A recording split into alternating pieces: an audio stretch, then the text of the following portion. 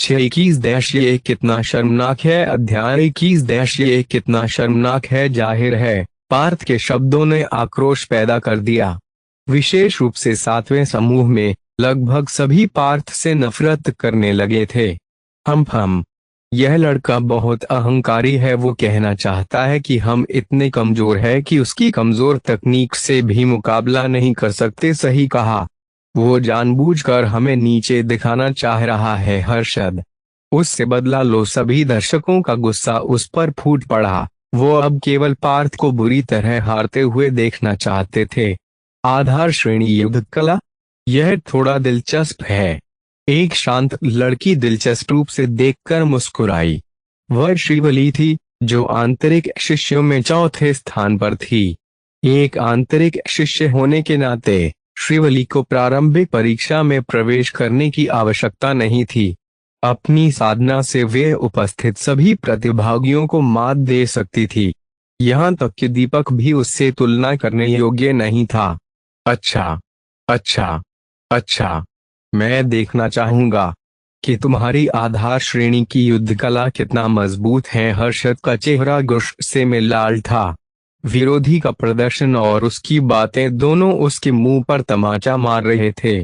वायु मुस्टिका, हर्षद ने अपने गुस्से को कम किया और उच्च श्रेणी की तकनीक वायु मुस्टिका का इस्तेमाल किया।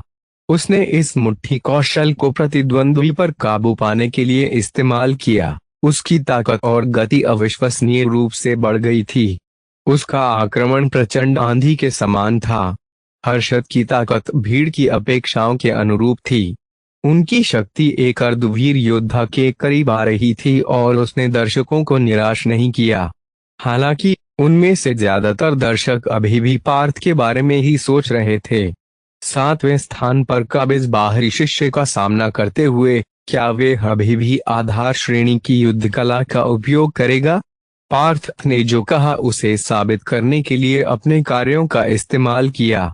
धातु मुस्टिका, साधारण मुक्के ने लाल चमक के साथ हर्षद की ओर बढ़ना शुरू किया।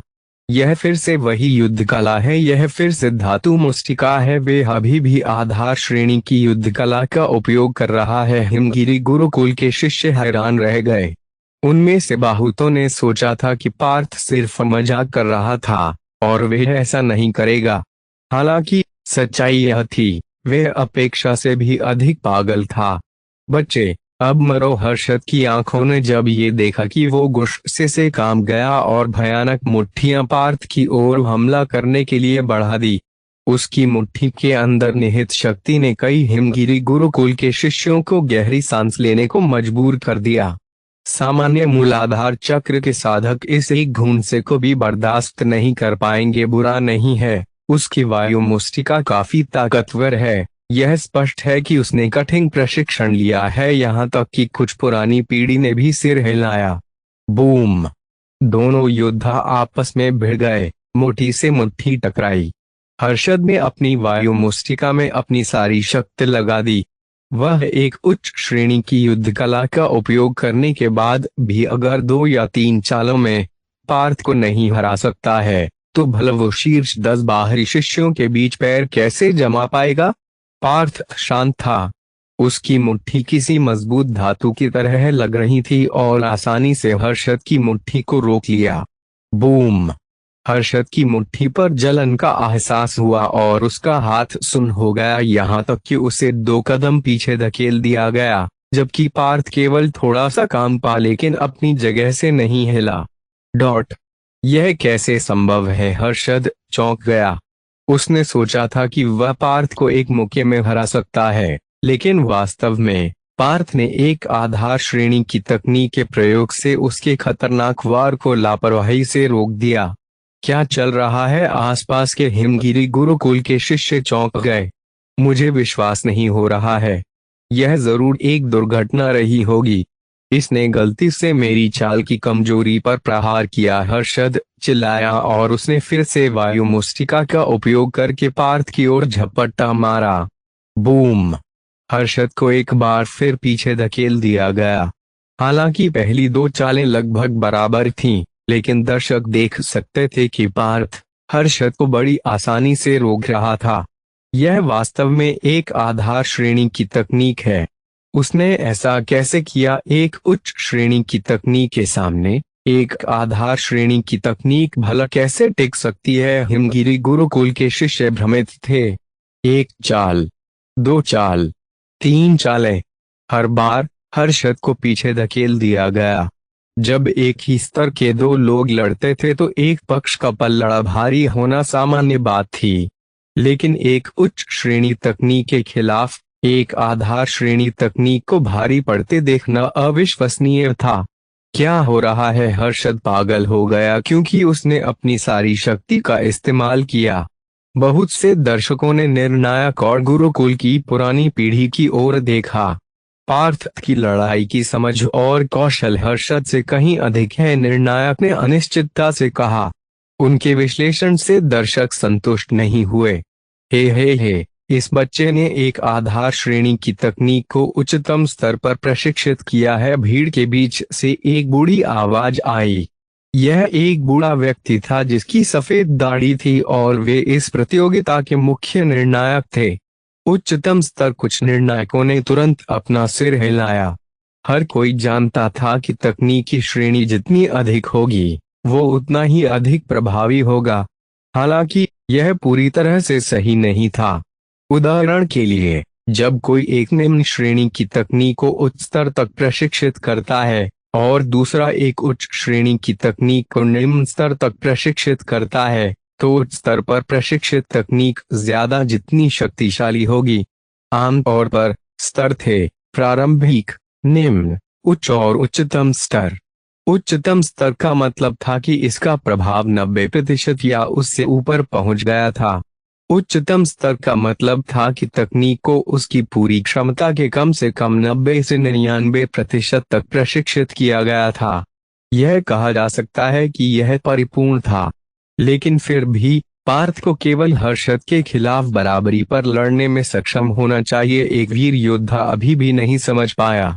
आखिरकार उच्च श्रेणी वाली तकनीक आधार श्रेणी वाली तकनीक से 3 श्रेणी अधिक थी और हर्षद ने उच्च श्रेणी की तकनीक को निम्न स्तर तक प्रशिक्षित किया था। आप ठीक कह रहे हैं। एक आधार श्रेणी की तकनीक का उच्चतम स्तर एक उच्च श्रेणी तकनीक के निम्न स्तर के साथ बराबरी पर लड़ सकता है। लेकिन जैसा कि आप देख सकते हैं, पार्थ के शरीर की ताकत, प्रतिक्रिया की गति और युद्ध की समझ सभी हर्षद की तुलना में कहीं अधिक है। मुख्य निर्णायक ने प्रशंसा की। उनके समझाने से भीड़ अब पूरी तरह से समझ गई थी। बस इसी क्षण 7वें अखाड़े की लड़ाई बदल रही थी। पार्थ अब हमला करना शुरू कर रहा है। अरे बाप रे, कितनी तेज गति है! बूम! दर्शकों की निगाहें 7वें अखाड़े की ओर आकर्षित हुईं। केवल पार्थ ने अब खुद को बचने के बजाय आक्रमण करना शुरू कर दिया था। उनकी गति और शक्ति सभी ने प्रतिद्वंद्वी की कमजोरियों पर प्रहार किया। हर्षद, जो उन्मादी अवस्था में था, तुरंत लड़खड़ाया और पार्थ के एक घूंसे की चपेट में आ गया। हर्षद के मुंह से एक दर्द भरी चीख निकली और उसका कंधा अपने जोड़ से खिसक गया। क्रमांक 188 जीत 7वें के निर्णायक ने सांस छोड़ते हुए कहा। 7वें अखाड़े में जैसे हंगामा मच गया। पार्थ ने केवल एक आधार श्रेणी तकनीक का उपयोग करके हर्षद को हरा दिया। अविश्वसनीय। हर्षद को समूह में पहला स्थान दिया गया था। पार्थ ने अपना 15वां मुकाबला जीत लिया था। इसका मतलब था कि अब वो 7वें समूह में सबसे मजबूत था।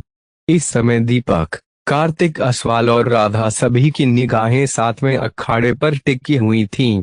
सभी आश्चर्यचकित थे। हालांकि राधा के चेहरे पर एक संतोषजनक मुस्कान थी, जैसा कि मुझे पहले ही उम्मीद थी, राधा ने सोचा और फिर आंखें बंद करके साधना करने लगी। सर्वोच्च स्तर। जब आचार्य भूषण ने व्याख्यान दिया तो मुझे लगा कि धातु मुष्टिका के सभी चालें मेरे दिमाग से गायब हो गए हैं। शायद यही कारण है। पार्थ समझ गया। जब वो व्याख्यान से वापस आया तो उन्होंने महसूस किया कि उनकी आधार श्रेणी तकनीक अपने चरम पर पहुंच गई थी, जहां यह अर्धवीर योद्धाओं के खिलाफ भी लड़ सकती थी।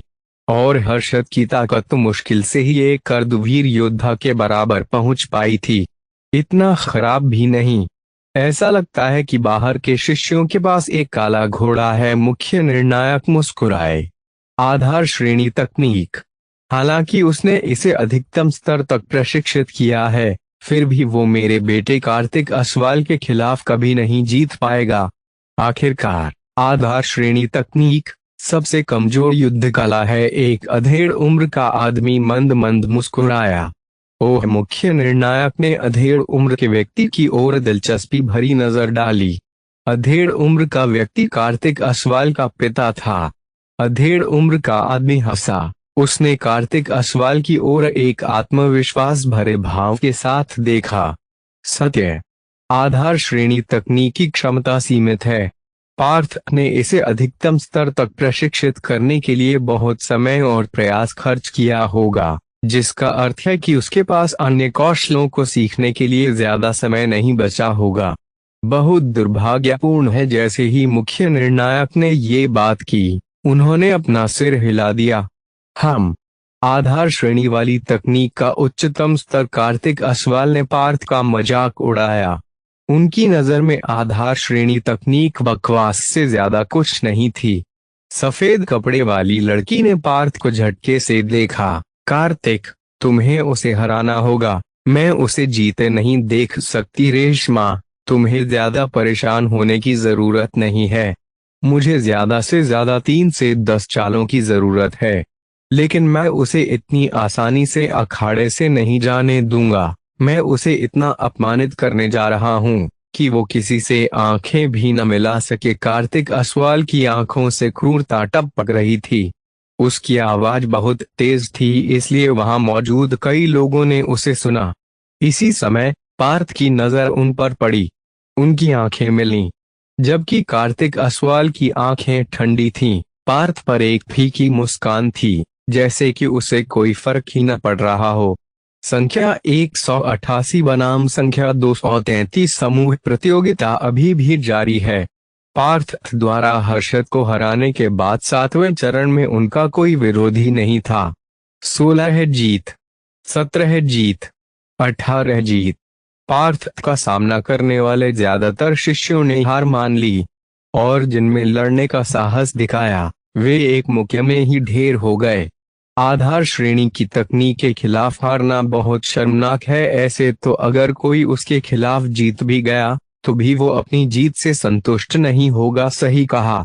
जीतने के बाद भला वो क्या कहेगा कि मैं आधार श्रेणी की तकनीक के खिलाफ जीता। बेचारे को बताते हुए भी शर्म आएगी। यानी जीतो या हारो, दोनों ही सूरतों में आपको शर्मिंदगी ही महसूस होगी। भाई, बात तो तुम लोगों की सही है, लेकिन पहले कोई जीते तो। हिमगिरी गुरुकुल के शिष्यों ने पार्थ को ऐसे देखा जैसे उसे कोई बीमारी हो। 18 जीत, 19 जीत, लगातार 20 जीत। अंत में पार्थ ने लगातार 20 मैच जीते, जिससे वह अगले दौर में आगे बढ़ गया। तो क्या होगा आगे? क्या पार्थ अपनी जीत का अभियान जारी रख पाएगा, या फिर उसे मिलेगा कोई दमदार प्रतिद्वंद्वी? जानने के लिए आगे के एपिसोड पढ़ें।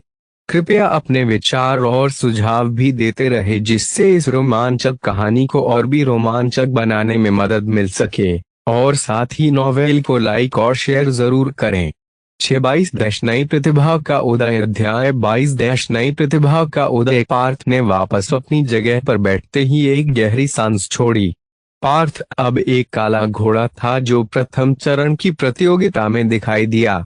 सिर्फ अपनी आधार श्रेणी की तकनीक का इस्तेमाल करते हुए उसने सभी को मात दी थी। यहाँ तक कि हर्षद, जो बाहरी शिष्यों में 7वें स्थान पर थे, हार भी गया था।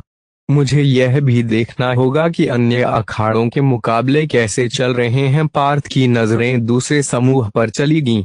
प्रारंभिक परीक्षाओं को 10 अलग अलग समूहों में विभाजित किया गया था। प्रत्येक समूह में मजबूत और कमजोर शिष्यों का उचित मिश्रण था। पार्थ के अलावा और भी कई लोग थे जिन्होंने लगातार 20 मैच जीते थे, इसलिए वे भी सीधे अगले दौर में आगे बढ़ने में कामयाब रहे। उनमें से सबसे तेज दूसरे समूह से कार्तिक असवाल था। कार्तिक असवाल की तलवार बेहद तेज थी। इससे पहले कि उसके विरोधी प्रतिक्रिया कर पाते, तलवार उनके गले तक पहुंच जाती थी। अगले दौर में प्रवेश करने के मामले में कार्तिक असवाल दीपक से भी तेज था। 12 शिष्यों में से केवल शीर्ष 3, राधा और कार्तिक असवाल, जिनसे मुझे खतरा हो सकता है। दीपक की उम्र थोड़ी अधिक थी, 17 साल की, और उसका मांसल शरीर बहुत बड़ा लग रहा था। वायु मुस्टिका मूलाधार चक्र के एक शिष्य ने दीपक को मुक्का मारा, लेकिन पूरी ताकत लगाने के बावजूद दीपक को हिला भी नहीं पाया। क्या शिष्य के माथे पर पसीना आने लगा। क्या शानदार बचाव है। पार्थ थोड़ा चौंक गया। मूलाधार चक्र के प्रतिद्वंद्वी का हमला दीपक को जरा सा भी घायल नहीं कर सका। दीपक को एक उच्च श्रेणी के शरीर को मजबूत करने के कौशल में प्रशिक्षित होना चाहिए ताकि उसकी रक्षा उसी स्तर द्वारा किए गए हमले को आसानी से बर्दाश्त कर सके। कम से कम पार्थ तो सिर्फ अपने शरीर से मूलाधार चक्र के साधक के वार का सामना नहीं कर सकता था। अगर कार्तिक असवाल को तेज और विस्फोटक कहा जाता था, तो दीपक इसके बिल्कुल विपरीत था। वह धीमा था और उसका रक्षा शक्ति अभेद्य थी। राधा ने कठोरता को मात देने के लिए कोमलता का इस्तेमाल किया। वह लापरवाही से अपना हाथ लहराती और प्रतिद्वंद्वी को हरा देती। उसकी हर हरकत बेदाग लगती थी। उसने जामुनी रंग के कपड़े पहने हुए थी और मुकाबले में होने के बावजूद उसकी सुंदरता असाधारण थी। जो लोग उसे देखते थे उन्हें ताजगी का अनुभव होता था। वह कौन है? इतनी कम उम्र में एक अर्धवीर योद्धा की ताकत होना सच में काबिले तारीफ है। यहाँ तक कि कुछ आंतरिक शिष्य भी राधा द्वारा आकर्षित थे। वह प्रतिभाशाली होने के साथ साथ बहुत सुंदर भी है। अब तो मैं उसे जीतकर आंतरिक शिष्य बनते हुए देखना चाहता हूँ। हम आत्मरिक शिष्य बन जाने बाद हमारे पास उसके करीब जाने का अधिक समय होगा। वे अभी भी बहुत छोटी है। बस और 2 साल रुको और फिर उसकी तुलना उत्तरकाशी की सबसे खूबसूरत लड़की अंकिता बहुगुणा के साथ की जाएगी। ज्यादातर लोगों का ध्यान दीपक और कार्तिक असवाल के बजाय राधा पर ध्यान केंद्रित किया, और जाहिर है यह मुख्य रूप से उसकी सुंदरता और प्रतिभा के कारण था। जल्द ही 10 समूहों में से प्रत्येक में एक व्यक्ति ने लगातार 20 मैच जीत लिए। पहले समूह से दीपक, दूसरे से कार्तिक असवाल, तीसरे समूह से राधा, चौथे से युवराज, 5वें समूह से चिन्मय था। उन सभी को शीर्ष 10 बाहरी शिष्यों में स्थान दिया गया था। हालांकि समूह 7 से जिसने लगातार 20 मुकाबले जीते, उसे देखकर लोग चौंक गए थे। पार्थ काला घोड़ा जैसा था जो तेजी से आगे निकला और हर्षद का स्थान ले लिया। इन 10 लोगों के अलावा न जाने कितने और लोगों ने लगातार 20 मैच जीते। समूह प्रतियोगिता तब तक चलती रही जब तक कि प्रत्येक समूह में 10 लोग नहीं रह गए। उस दिन शाम होने तक कुल 100 शिष्य रह गए थे। ये 100 शीर्ष बाहरी शिष्य माने गए थे। दूसरे दिन 100 लोग एक बार फिर प्रतियोगिता स्थल में मिले। एक रात आराम करने के बाद पार्थ बहुत ऊर्जावान महसूस कर रहा था। उसने पाया कि इन मुकाबलों ने उसकी साधना को कुछ हद तक बढ़ाने में मदद की थी। आज हम दूसरे दौर में प्रवेश करेंगे। आप सभी बाहरी शिष्यों के शीर्ष शिष्य हैं। नियम यह है कि आप में से आधे प्रतियोगिता से बाहर हो जाएंगे और केवल 50 को ही अंतिम चरण में प्रवेश करने का अधिकार दिया जाएगा। पूरे मैदान में एक आवाज सुनाई दी। नियमों को सुनते ही सभी 100 प्रतियोगियों ने अपनी सांस रोक ली। सभी को प्राप्त अंकों के आधार पर योग्यता सूची निर्धारित की जाएगी। सभी प्रतियोगी एक अंक के साथ शुरुआत करेंगे और प्रत्येक मुकाबले जो वे जीतेंगे उससे उनके अंकों में 1 अंक की वृद्धि होगी, और प्रत्येक हार के साथ 1 अंक काट लिया जाएगा। अंत में सबसे अधिक अंक वाले 50 शीर्ष प्रतियोगी आंतरिक शिष्यों के खिलाफ लड़ेंगे। तो अब प्रतियोगिता का दूसरा दौर शुरू करें। निर्णायक की आवाज सुनाई दी। क्रमांक 144 बनाम संख्या 26, संख्या 73 बनाम संख्या 429। 10 अलग अलग अखाड़ों में सभी मैच चल रहे थे। किसी मजबूत प्रतिद्वंद्वी का सामना करने पर बहुत से लोग हार मान लेते थे।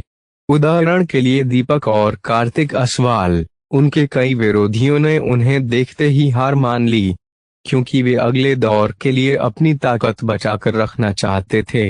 नंबर 188 बनाम नंबर 169। अंत में पार्थ की बारी थी।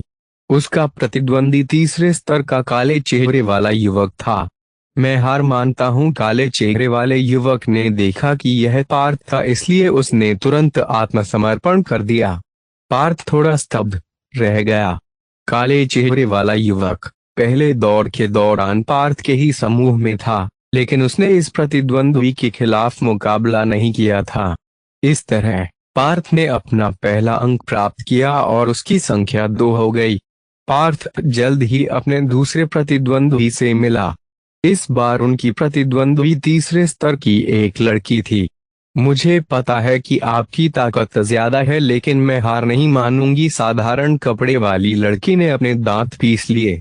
इस प्रकार की कमजोर महिला का सामना करते हुए कुछ लोग उसे जानबूझकर जीतने देंगे, मगर धातु मुष्टि का साधारण मौका एक बार फिर आया और लड़की को 6 मीटर पीछे धकेल दिया।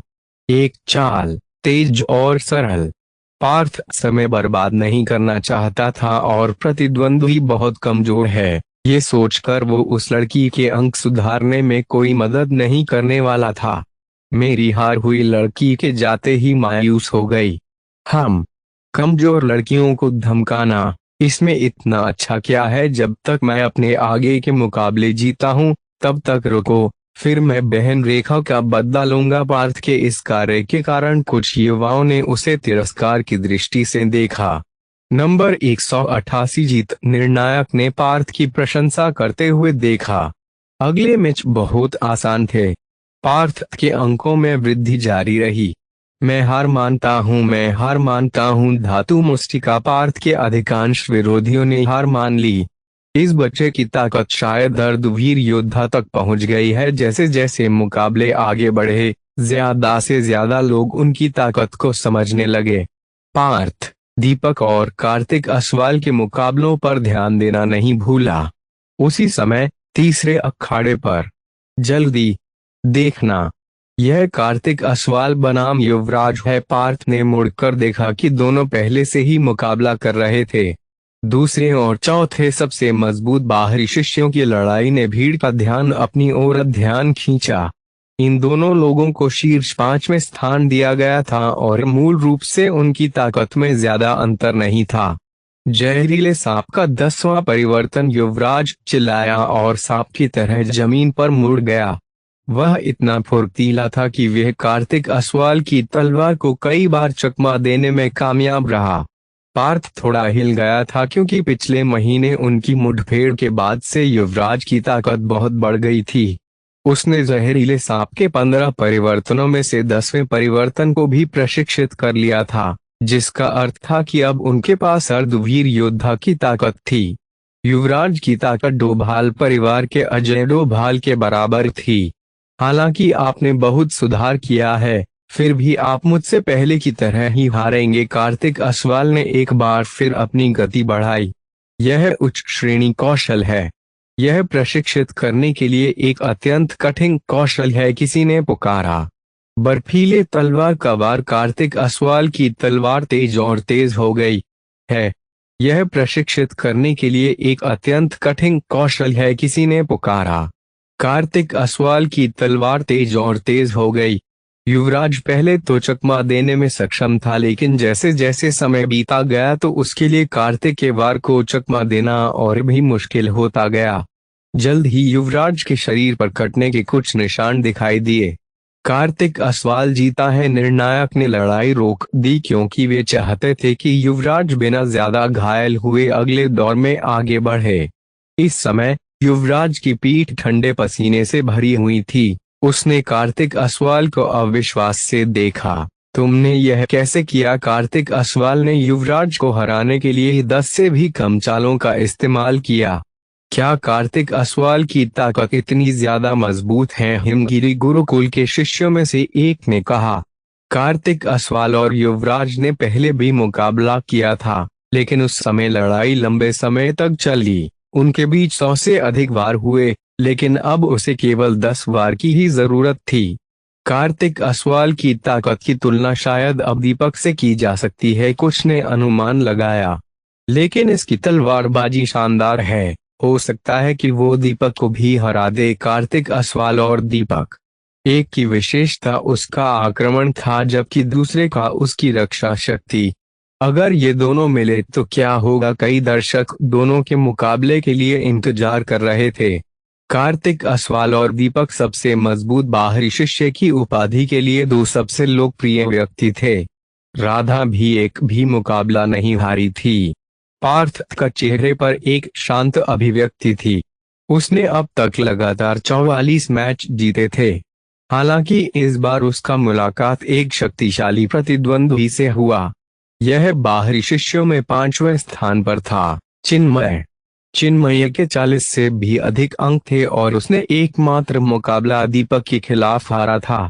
हे बच्चे, आपकी अच्छी किस्मत यहीं समाप्त होती है। चिन्मय खुशी से हंस पड़ा। कई लोग पार्थ की ओर निराशा से देख रहे थे। चिन्मय पार्थ का अब तक का सबसे मजबूत प्रतिद्वंद्वी थे जिसका उसने इस प्रतियोगिता में सामना किया था। आपकी ताकत मुश्किल से अर्धवीर योद्धा के स्तर तक पहुंची है, पार्थ ने शांति से कहा। वास्तव में? तब तो मैं देखना चाहूंगा कि आधार श्रेणी वाली युद्ध कला के अलावा आपके पास और क्या स्किल्स है। चिन्मय की आंखें चमक उठीं। जैसे ही उसने अपनी बात पूरी की वह पार्थ की तरफ बढ़ गया। क्या गति है! चिन्मय और राधा दोनों अपनी गति के लिए जाने जाते हैं। चिन्मय की गति की भीड़ ने बहुत प्रशंसा की। गति की प्रतियोगिता! पार्थ ने चिन्मय का मजाक उड़ाया। जब चिन्मय की हथेली पार्थ से टकराने ही वाली थी कि पार्थ उसकी आंखों के नीचे से गायब हो गया। ऐसा लगा जैसे उसकी हथेली हवा में चलाई गई हो। ये अच्छा नहीं है, चिन्मय ने सोचा। दर्शक दीर्घा के शिष्य इस दृश्य देख रहे थे। तेजी से प्रतिक्रिया करने वाले कई लोग अचानक से चिन्मय के पीछे देखने लगे। ड्रैगन मुस्टिका चिन्मय को केवल अपनी पीठ की ओर कुछ आते हुए महसूस हुआ। चिन्मय ने सहज रूप से हमले को रोकने की कोशिश की और ऐसा करने में कामयाब भी रहा, लेकिन फिर उसने महसूस किया कि एक उग्र शक्ति उस पर हावी हो रही है। बूम! चिन्मय ने कुछ मीटर पीछे हो गया और लगभग गिर ही गया था। अपनी गति इतनी तेज करने के लिए उसने कौन सा कौशल सीखा? चिन्मय का दिल सदमे से कांप उठा। तो क्या होगा आगे? क्या पार्थ चिन्मय को हरा पाएगा या फिर मुकाबले में आएगा कोई नया मोड़? जानने के लिए आगे के एपिसोड पढ़ें। कृपया अपने विचार और सुझाव भी देते रहे जिससे इस रोमांचक कहानी को और भी रोमांचक बनाने में मदद मिल सके। और साथ ही नॉवेल को लाइक और शेयर जरूर करें। 23 भयानक तलवारबाजी अध्याय 23 भयानक तलवारबाजी। पहले हमले के आदान प्रदान के बाद अंतर तुरंत देखा गया। चिन्मय ने अंत में खुद को संभाला और सदमे में पार्थ को घूरता रहा। पार्थ ने हमला नहीं किया। उसे पूरा विश्वास था कि गति के मामले में स्वाधिष्ठान चक्र के कुछ साधक भी उसे हरा नहीं पाएंगे। इस समय पार्थ और चिन्मय के बीच की लड़ाई ने पूरी भीड़ का ध्यान अपनी ओर खींच लिया था। उसकी गति तो चिन्मय से भी तेज है। शीर्ष के 3 बाहरी शिष्य स्तब्ध रह गए। क्या शानदार कदम तकनीक है! देख रहे बुजुर्ग भी सहम गए। उसकी तकनीक कुछ जानी पहचानी सी है। मुख्य निर्णायक बड़बड़ाया। उसने तैरती नौका सीखी है। मुझे यकीन है एक वीर योद्धा पार्थ को जटिल रूप से देख रहा था। इस योद्धा ने कभी तैरती नौका सीखी थी। हालांकि तैरती नौका भले ही पूरी तकनीक का केवल छोटा सा हिस्सा था, फिर भी इसमें महारत हासिल करना बहुत कठिन था। इसलिए उन्होंने हार मानने से पहले केवल 2 साल तक इसका प्रशिक्षण लिया था। यह तैरती नौका है। तैरती नौका को इतने उच्च स्तर तक प्रशिक्षित करने में सक्षम होने का मतलब है कि उसकी समझ खराब नहीं है। अफसोस है कि तैरती नौका की पूरी तकनीक पुस्तकालय में उपलब्ध नहीं है, वरना कोई भी कदम तकनीक इसका मुकाबला नहीं कर सकती। हालांकि तैरती नौका एक उच्च श्रेणी का कौशल था। यह एक अधूरा कौशल था, इसलिए इसकी क्षमता सीमित थी। इसी बीच पार्थ का हमला शुरू हुआ। पार्थ हवा की तरह था। उसकी गति बहुत तेज थी। चिन्मय ने अपनी पूरी ताकत का इस्तेमाल किया, लेकिन फिर भी पार्थ के हमलों को चकमा नहीं दे सके। ड्रैगन मुस्टिका का पांचवा रुख ड्रैगन मुस्टिका मध्यम स्तर वाली युद्ध कला थी जो बहुत लोकप्रिय थे, इसलिए इसे आसानी से पहचाना गया। Boom boom boom. पार्थ ने चिन्मय की ओर दबाव डाला। चिन्मय को लगा जैसे वे सांस नहीं ले पा रहा था क्योंकि उस पर पड़ने वाला दबाव बहुत अधिक था। हर मुक्का उसे पीछे गिरा देता। पार्थ उस पर पूरी तरह से हावी हो रहा था। गति के मामले में पार्थ ने आसानी से उसे पीछे छोड़ दिया, यहाँ तक कि शक्ति के मामले में भी पार्थ ने उसे पीछे छोड़ दिया। है 8वें मुक्के को रोकने के बाद चिन्मय के मुंह से खून निकलने लगा और उसने तुरंत आत्मसमर्पण कर दिया। चिन्मय, जो 5वें स्थान पर थे, सिर्फ 10 चालों में हार गया था। हालांकि वो जानता था कि पार्थ मजबूत था और शीर्ष 5 को चुनौती दे सकता था, लेकिन परिणाम ने उसे चकित कर दिया। पार्थ का प्रदर्शन दीपक या बाकी के शीर्ष शिष्यों से कमजोर नहीं था। इस बच्चे की बुद्धि बहुत तेज है। उन्होंने न केवल एक आधार श्रेणी की तकनीक को अधिकतम स्तर तक प्रशिक्षित किया, बल्कि उसने ड्रैगन मुस्टिका को भी चरम स्तर तक प्रशिक्षित किया। वो चिन्मय को सिर्फ अपने सर्वश्रेष्ठ प्रदर्शन पर भरोसा करके ही हरा सकता था और उसने ऐसा ही किया। बुजुर्गों ने पार्थ की प्रशंसा की। उसे देख रही हो? वो मेरा दोस्त पार्थ है। क्या तुम जानती हो कि पहले वो बहुत कमजोर था? रमेश ने अपने पास बैठी एक खूबसूरत लड़की से कहा। क्या सच में? मुझे भरोसा नहीं है। वो तो कितना ताकतवर है, उस लड़की ने कहा। वही तो। एक दिन उसने मुझसे कहा कि मैं ताकतवर बनने में उसकी मदद करूं, रमेश ने अपना सीना चौड़ा करते हुए कहा। और फिर लड़की को उसकी बातों में थोड़ी दिलचस्पी जाग उठी। फिर क्या था? मैंने तुरंत अपनी खानदानी गुप्त तकनीक उसे दे दी और कई दिनों तक प्रशिक्षण भी दिया। क्या बात कर रहे हो? लड़की ने आश्चर्य में पूछा। फिर मैंने दिन रात एक करके उसे प्रशिक्षण दिया और आज देखो वो शीर्ष 5 में शामिल योद्धा को भी धूल चटा रहा है। रमेश के चेहरे पर गर्व का भाव था। लेकिन अगर ऐसा है तो तुमने मुकाबले में भाग क्यों नहीं लिया? लड़की ने थोड़ा शक करते हुए देखा। अरे वो तो मुझे शांत जीवन पसंद है, इसलिए मैं ज्यादा मशहूर नहीं होना चाहता, रमेश ने अपनी उंगलियां अपने लंबे बालों में फेरते हुए कहा। तो इसका मतलब है कि तुम पार्थ से भी ज्यादा ताकतवर हो? लड़की ने बड़ी आंखों से उसकी ओर देखा। और नहीं तो क्या, मैं तो दीपक और कार्तिक को अपने एक मुक्के से हरा सकता हूँ। रमेश का भाव इस समय किसी सम्राट की तरह था जिसे कोई नहीं हरा सकता।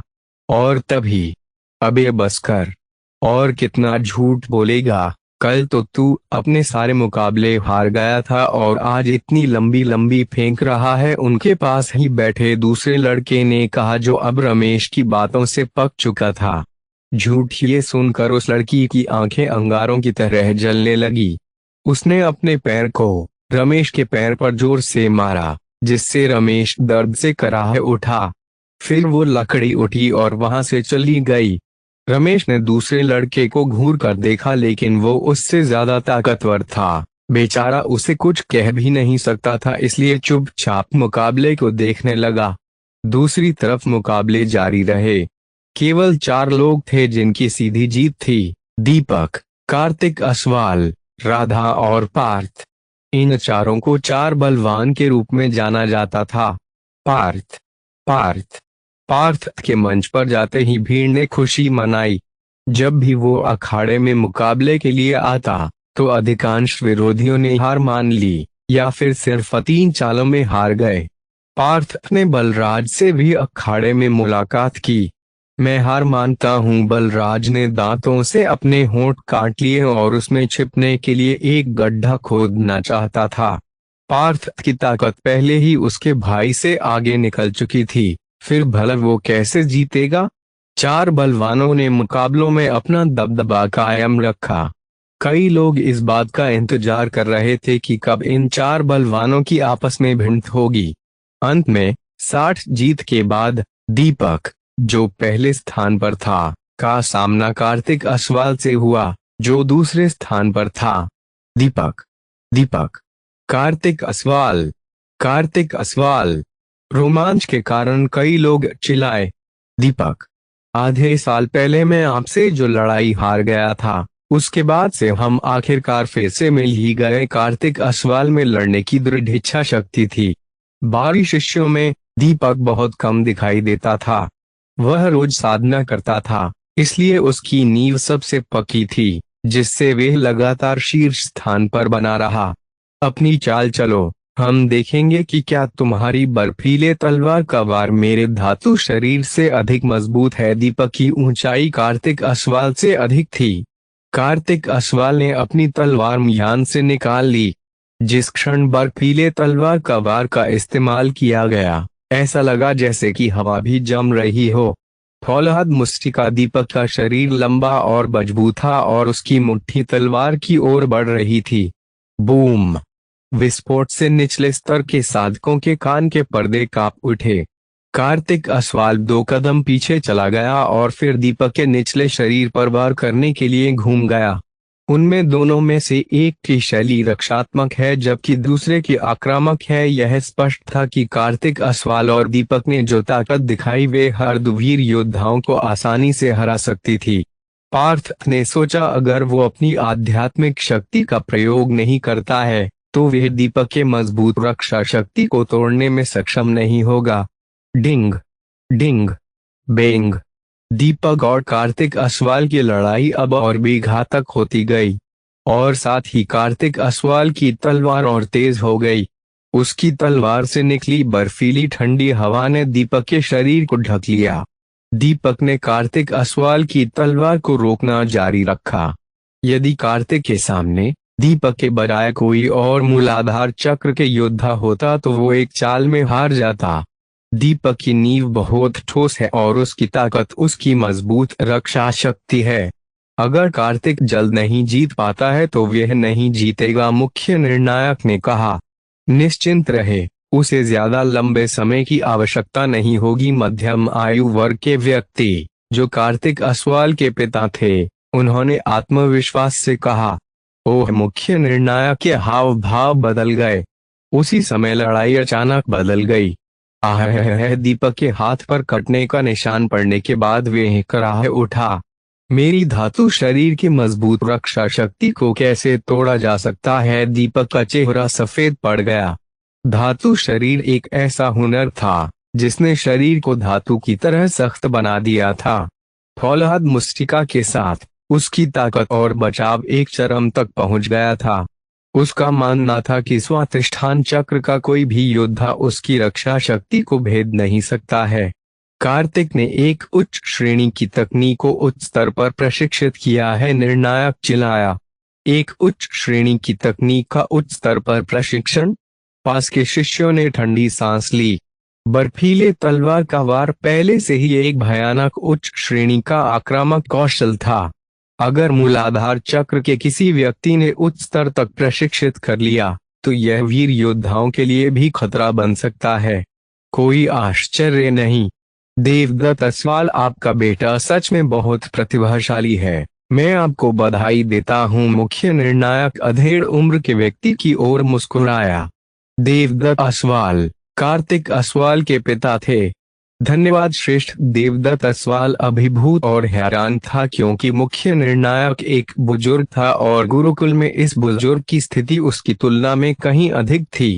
मंच पर बर्फीले तलवार का वार कार्तिक असवाल ने तलवार को और भी तेज गति से आगे बढ़ाया। दीपक की कुर्ते के टुकड़े हो गए थे क्योंकि उसके शरीर पर कई जगह तलवार का निशान था। कार्तिक असवाल जीता है, निर्णायक ने तुरंत कहा।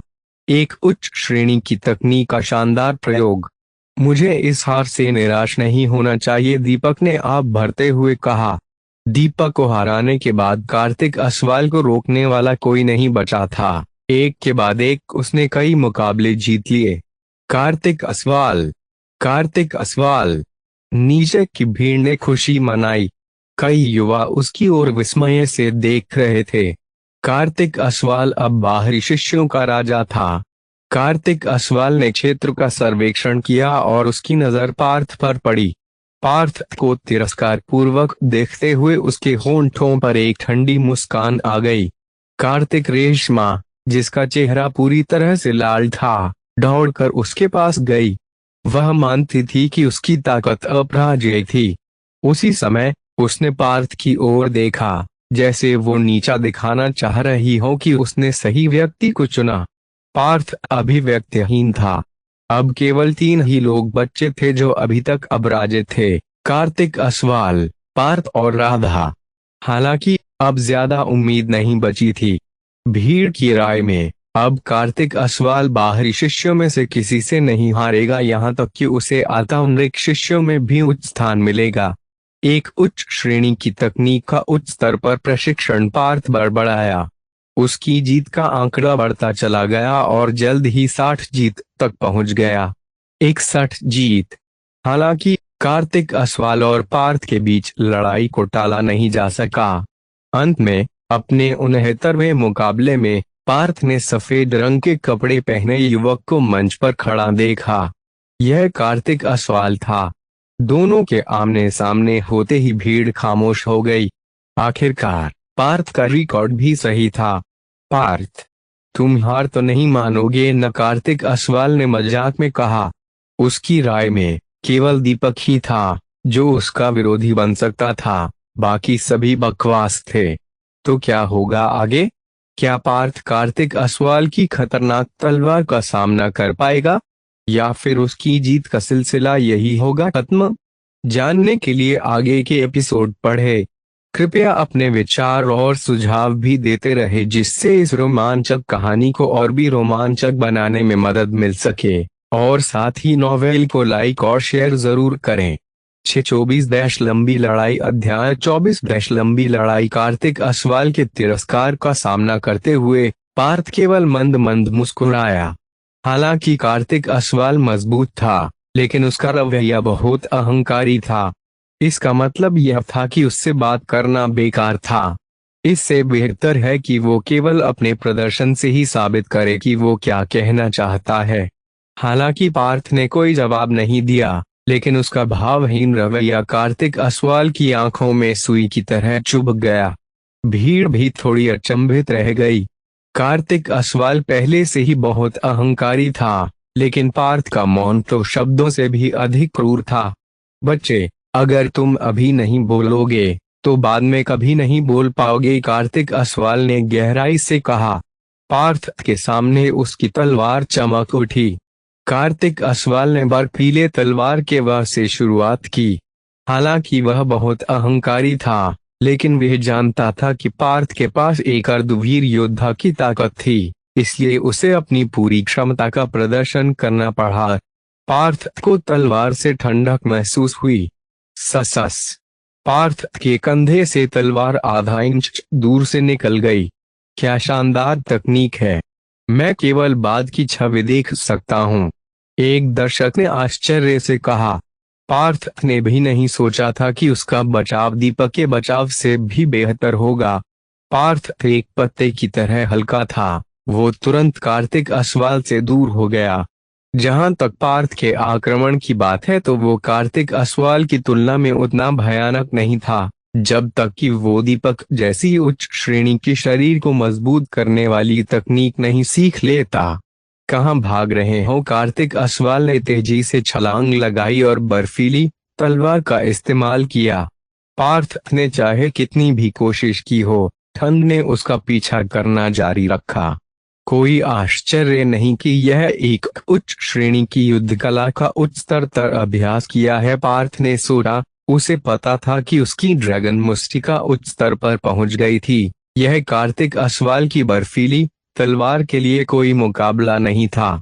बर्फीली हवा का धमाका। कार्तिक असवाल की चाल अचानक बदल गई।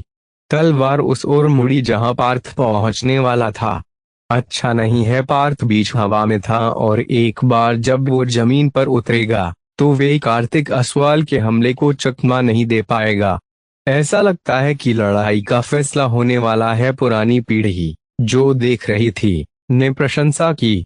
कार्तिक असवाल के बर्फीली हवा के धमाके ने पार्थ के शरीर के निचले हिस्से की ओर एक खतरनाक वार किया। हल्की लहर। पार्थ ने एक गहरी सांस ली और अपनी सारी ऊर्जा अपने पैरों में डाल दी, जिससे वे हवा में उछल सके। उसका शरीर जमीन पर नहीं उतरा, बल्कि हवा में ही एक और छलांग लगाई और कार्तिक असवाल की तलवार के ऊपर से निकल गया, जिससे कार्तिक का वार नीचे से चला गया। यह कैसे संभव है? कार्तिक असवाल हैरान रह गया जब उसने पार्थ को अपनी मारक चाल के ऊपर से कूदते देखा। क्या पार्थ ने तैरती नौका को इतने उच्च स्तर तक प्रशिक्षित किया है? मुख्य निर्णायक ने उसकी दाढ़ी पर हाथ फेरते हुए उसकी प्रशंसा की।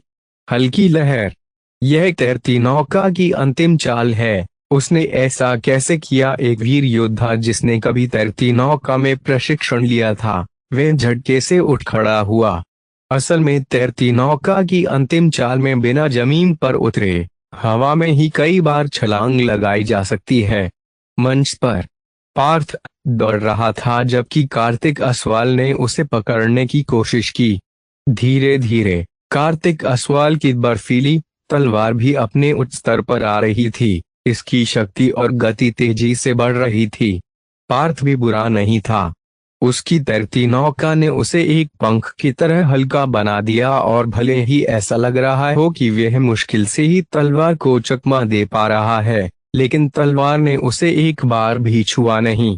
समय धीरे धीरे बीता गया। जब पार्थ दौड़ रहा था तब उसने कार्तिक असवाल के कौशल में कोई दोष खोजने की कोशिश की ताकि वह जवाबी कार्यवाही कर सके। हालांकि उसे एहसास हुआ कि वह कार्तिक असवाल के करीब भी नहीं जा सकता है, वरना उसे एक घातक चाल का सामना करना पड़ेगा। उसकी ड्रैगन मुस्टिका कार्तिक असवाल की तलवार के एक वार को भी रोक नहीं सकती थी। अगर उसने ऐसा करने की कोशिश की तो वह घायल हो जाएगा। क्या मुझे इसका उपयोग करना चाहिए? पार्थ ने एक सांस ली और उसके शरीर में आध्यात्मिक शक्ति जाग गई, फिर गायब हो गई। गुप्त श्वास तकनीक का प्रयोग करते हुए उसने अपनी आध्यात्मिक शक्ति को छुपा लिया। बीच हवा में रहते हुए पार्थ ने अचानक अपनी ऊर्जा दाहिनी आंख में प्रवाहित की। पार्थ ने अपनी दाहिनी आंख को सक्रिय कर लिया। हालांकि कार्तिक असवाल की तलवार तेज थी, लेकिन पार्थ की नजरों में अब उसकी गति धीमी पड़ गई। वह यह भी देख सकता था कि कार्तिक असवाल के शरीर में ताकत कहाँ एकत्रित हो रही है, और उसके माध्यम से पार्थ यह अनुमान लगा सकता है कि कार्तिक असवाल अगला हमला कहाँ करने वाला है। पार्थ ने सभी हमलों को आसानी से चकमा दे दिया। ड्रैगन मुस्टिका एक निश्चित बिंदु पर पार्थ ने जवाबी कार्यवाही की। बर्फीली हवा कार्तिक असवाल ने न तो चकमा दिया और न ही बचाव किया। इसके बजाय उसकी तलवार पार्थ के गले में लगते लगते बची। पार्थ असहाय महसूस कर रहा था। हालांकि वह कार्तिक असवाल की चालों में कमियां देख सकता था, लेकिन वह हमला नहीं कर सकता था क्योंकि ऐसा करने पर वो कार्तिक की तलवार को चकमा देने में असमर्थ होगा। बर्फीली तलवार तकनीक मुख्यतः आक्रमण पर केंद्रित है, न कि बचाव पर, और कार्तिक ने इसे उच्च स्तर पर प्रशिक्षित किया है, इसलिए इसमें बहुत कम खामियां हैं और मेरे पास जीतने का केवल 50% मौका है। पार्थ ने अपने दिमाग में विश्लेषण और भविष्यवाणी की। उनके और कार्तिक असवाल के बीच सबसे बड़ा अंतर तकनीकी स्तर का था। कार्तिक असवाल को हराने के लिए उसके पास केवल 2 विकल्प थे। पहला तरीका था भागते रहना जब तक कि विरोधी खुद थक न जाए, और दूसरा तरीका था अपनी आध्यात्मिक शक्ति का प्रयोग करके बल से जीतना। पार्थ दूसरे विकल्प के बारे में सोच रहा था। निर्णायक, मुझे लगता है कि वे दोनों प्रतिभाशाली हैं और अगर यह मुकाबला आगे बढ़ता है और उनमें से एक घायल हो सकता है या मर जाता है, इससे हमें गुरुकुल द्वारा दंडित किया जाएगा, देवदत्त असवाल ने कहा। लेकिन वे मुकाबला अभी तक समाप्त नहीं हुआ है। मुख्य निर्णायक थोड़ा हिचकिचा रहे थे क्योंकि देवदत्त असवाल ने अपना अनाहत चक्र जागृत कर लिया था और उनकी गुरुकुल के उच्च अधिकारियों से बहुत अच्छे संबंध थे। हालांकि मुकाबला अभी तक समाप्त नहीं हुआ है, लेकिन क्या आप नहीं देख सकते कि किसका पल्लड़ा भारी है? देवदत्त असवाल ने मुख्य निर्णायक की ओर चालाकी भरी नजर डाली।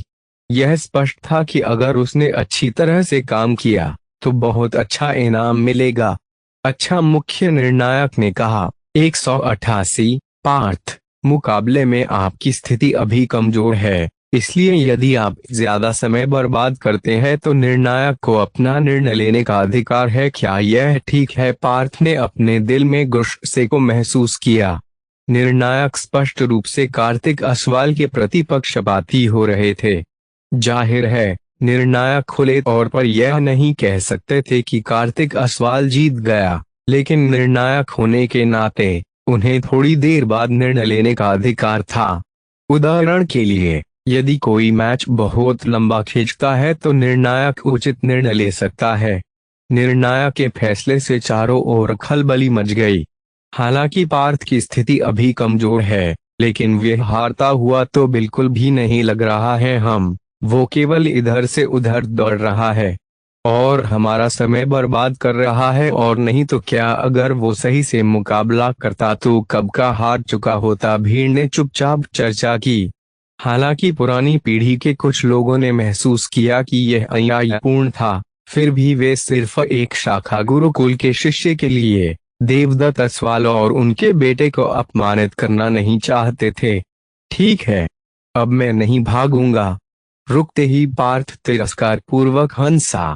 बच्चे, अब मेरी तलवार की ताकत देखो। कार्तिक असवाल ने अपने पिता की ओर कृतज्ञता पूर्वक देखा। देवदत्त असवाल अपने हाथों को अपनी पीठ के पीछे रखकर खड़ा था, हल्का सा मुस्कुरा रहा था। इस मौके पर बलराज जैसे कुछ लोगों के चेहरे खिले हुए थे। रेशमा ने उस जानी पहचानी शख्सियत को देखा और आह भरी। उसके प्रति उसके मन में एक जटिल भावना थी, कुछ सहानुभूति और कुछ अपनी हार का गुस्सा। सस इस बार जब कार्तिक असवाल की बर्फीली तलवार पार्थ के पास पहुंची, उसने इसे चकमा देने के लिए कोई कदम नहीं उठाया। ड्रैगन मुस्टिका पार्थ ने अपना सारा गुस्सा इस मौके में डाल दिया। अभिमानी बुजुर्गों ने सिर हिलाया। मुख्य निर्णायक ने भी आह भरी। हा हा हा, यहाँ इसका कोई उपयोग नहीं है। कार्तिक असवाल ने हंसते हुए अपनी चमचमाती तलवार लहराई। तभी पार्थ ने एक गहरी सांस ली और एक अत्यंत शक्तिशाली आभा बिखेर दी। पार्थ की बाहों और मुट्ठियों पर एक हल्की सुनहरी चमक दिखाई दी। सूरज की रोशनी में यह बहुत खूबसूरत लग रहा था। मुके के पास आने से पहले ही हवा कार्तिक असवाल के शरीर से टकरा चुकी थी। एक अदृश्य बल से धूल धीरे धीरे ऊपर की ओर तैरने लगी। क्या वो इसका? मुख्य निर्णायक उठ खड़ा हुआ। उसका चेहरा उत्साह से भरा था। ये अच्छा नहीं है। देवदत्त असवाल की अभिव्यक्ति बदसूरत हो गई। क्या चल रहा है? कार्तिक असवाल ने अपनी ओर एक अज्ञात दबाव आते हुए महसूस किया, जिससे वे सांस लेने में भी असमर्थ हो गया। यहाँ तक कि उसकी तलवार की गति भी सीमित हो गई थी। उसकी नजर में पार्थ की मुट्ठी एक फुंफकारते अजगर की तरह थी। कार्तिक असवाल के मुंह से खून निकल आया। उसकी तलवार के दो टुकड़े हो गए और वह जमीन पर गिर पड़ी। इसके साथ एक अदृश्य शक्ति भी थी जो तलवार के माध्यम से कार्तिक के शरीर में प्रवाहित हो गई थी। कार्तिक असवाल 20 मीटर पीछे गिरा और दर्द से कराह उठा। शायद उसके हाथ की हड्डी टूट गई थी। जैसे ही पार्थ ने अपने मुके को नीचे किया, धूल धीरे धीरे वापस जमीन पर आ गिरी। न जाने कितना समय बीत गया था। कोई चिल्लाया। युद्ध पथ की आध्यात्मिक शक्ति, अंदरूनी शक्ति। पार्थ के पूरे शरीर में एक हल्की सुनहरी रोशनी की चमक उठी। तो क्या होगा आगे? क्या पार्थ कार्तिक असवाल को हारने के बाद सुरक्षित रह पाएगा, या फिर कार्तिक का पिता चलेगा कोई नई चाल? जानने के लिए आगे के एपिसोड पढ़ें। कृपया अपने विचार और सुझाव भी देते रहे, जिससे इस रोमांचक कहानी को और भी रोमांचक बनाने में मदद मिल सके। और साथ ही नॉवेल को लाइक और शेयर जरूर करें। 625 शीर्ष बाहरी शिष्य, अध्याय 25 शीर्ष बाहरी शिष्य, अंदरूनी शक्ति। सस पूरे मैदान में ठंडी सांसें सुनाई देने लगी। हर कोई पूरी तरह से चौंक गया। सफेद दाढ़ी वाला निर्णायक खड़ा हुआ और बुदबुदाया। ये शिष्य सिर्फ 14 साल का है और पहले ही आध्यात्मिक शक्ति के सिद्धांत को समझ चुका है। यह कहा जा सकता है कि वह जल्द ही वीर योद्धा बनने वाला है। उसकी प्रतिभा की तुलना ऋषभ बिष्ट से की जा सकती है। भीड़ का ध्यान एक बार फिर पार्थ पर केंद्रित हो गया। अब वो बाहरी शिष्यों का नया राजा था। पार्थ ने अविश्वसनीय रूप से अपनी मुट्ठियों को देखा। उसने कार्तिक असवाल के हाथ को टूटते देखा था। उसकी तलवार भी दो टुकड़ों में टूट गई थी। यहाँ तक कि उसने अपनी सारी शक्ति का उपयोग भी नहीं किया था। अगर वो ऐसा नहीं करता, फिर तो कार्तिक असवाल की चोट इससे कहीं ज्यादा भयानक होती। कम से कम उसका आधा हाथ बेकार हो जाता। अगर उसकी जगह कोई सामान्य मूलाधार चक्र का साधक होता, तो वो शायद एक ही मुक्के में मर गया होता। हम तो ये है आध्यात्मिक शक्ति की असली ताकत। पार्थ उत्साह से कांप उठा। भीड़ में मौजूद शिष्यों ने पार्थ को डर से देखा। वे अब प्रारंभिक योद्धा और वीर योद्धा के बीच ताकत के अंतर को समझ गए थे। पार्थ जीता है, निर्णायक ने पार्थ पर गहरी नजर डाली। भले ही वह कार्तिक असवाल के प्रति पक्षपाती था, फिर भी पार्थ स्पष्ट रूप से जीत गया था।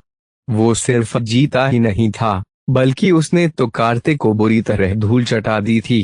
कार्तिक देवदत्त असवाल चिल्लाया और कार्तिक असवाल की तरफ जाता हुआ दिखाई दिया। उसकी रफ्तार इतनी तेज थी कि आसपास के लोगों को सिर्फ धुंध नजर आई। क्या गति है! पार्थ ने अनुमान लगाया कि कार्तिक असवाल के पिता शायद अनाहत चक्र जागृत कर चुके थे। अनाहत चक्र के साधक को शीर्ष वीर योद्धा माना जाता था। एक और कदम आगे बढ़ने का मतलब होगा महावीर बनना। मैं इस कूड़े से हार गया। मैं इस पर विश्वास नहीं कर सकता। कार्तिक असवाल को अपना बायां हाथ महसूस नहीं हो रहा था। किसी वैद्य को बुलाओ। देवदत्त असवाल ने देखा कि अगर समय पर इलाज नहीं हुआ तो उसके बेटे का हाथ हमेशा के लिए बेकार हो सकता है।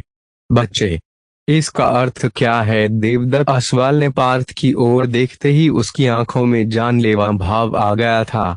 उसने तुरंत अनाहत चक्र की आभा से पार्थ की ओर भारी दबाव डाला। पार्थ को लगा जैसे हवा जमी गई हो।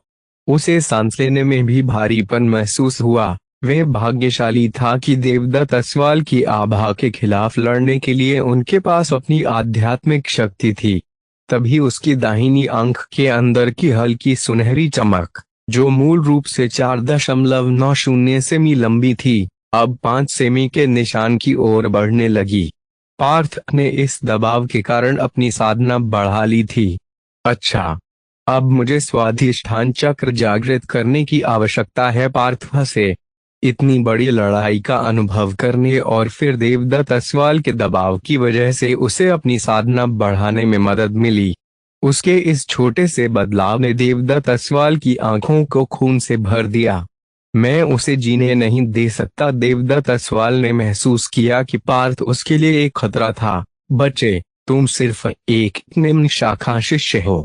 मैं अपने पुत्र के हाथ को घायल करने के कारण मैं तुम्हारी साधना को पंगु बना दूंगा। एक झटके में देवदत्त असवाल ने पार्थ की ओर छलांग लगा दी। ये अच्छा नहीं है। पार्थ को लगा कि उसकी ओर बड़ा खतरा आ रहा है। गनीमत थी कि वह पहले से ही थोड़ा सावधान था। जैसे ही देवदत्त असवाल के शरीर के भीतर शक्ति घनीभूत होने लगी, पार्थ ने इसे तुरंत ही अपनी दाहिनी आंख से महसूस कर लिया। पार्थ ने बिल्कुल भी नहीं सोचा और तैरती नौका को उसके उच्च स्तर तक धकेल दिया। उसने 10 मीटर ऊंची छलांग लगाई और बमुश्किल उस हमले को चकमा दे पाया। हालांकि वह जानता था कि यही एकमात्र मौका था जिससे वो बच सकता था। जब देवदत्त असवाल चूक गए तो उन्हें और अधिक गुस्सा आ गया। छोटे चूहे, अब मरो! उसने पार्थ का अनुसरण करने के लिए अपनी कदम तकनीक का इस्तेमाल किया। हल्की लहर। पार्थ ने तुरंत हवा में छलांग लगाई और गुरुकुल के उच्च अधिकारियों की ओर भागा।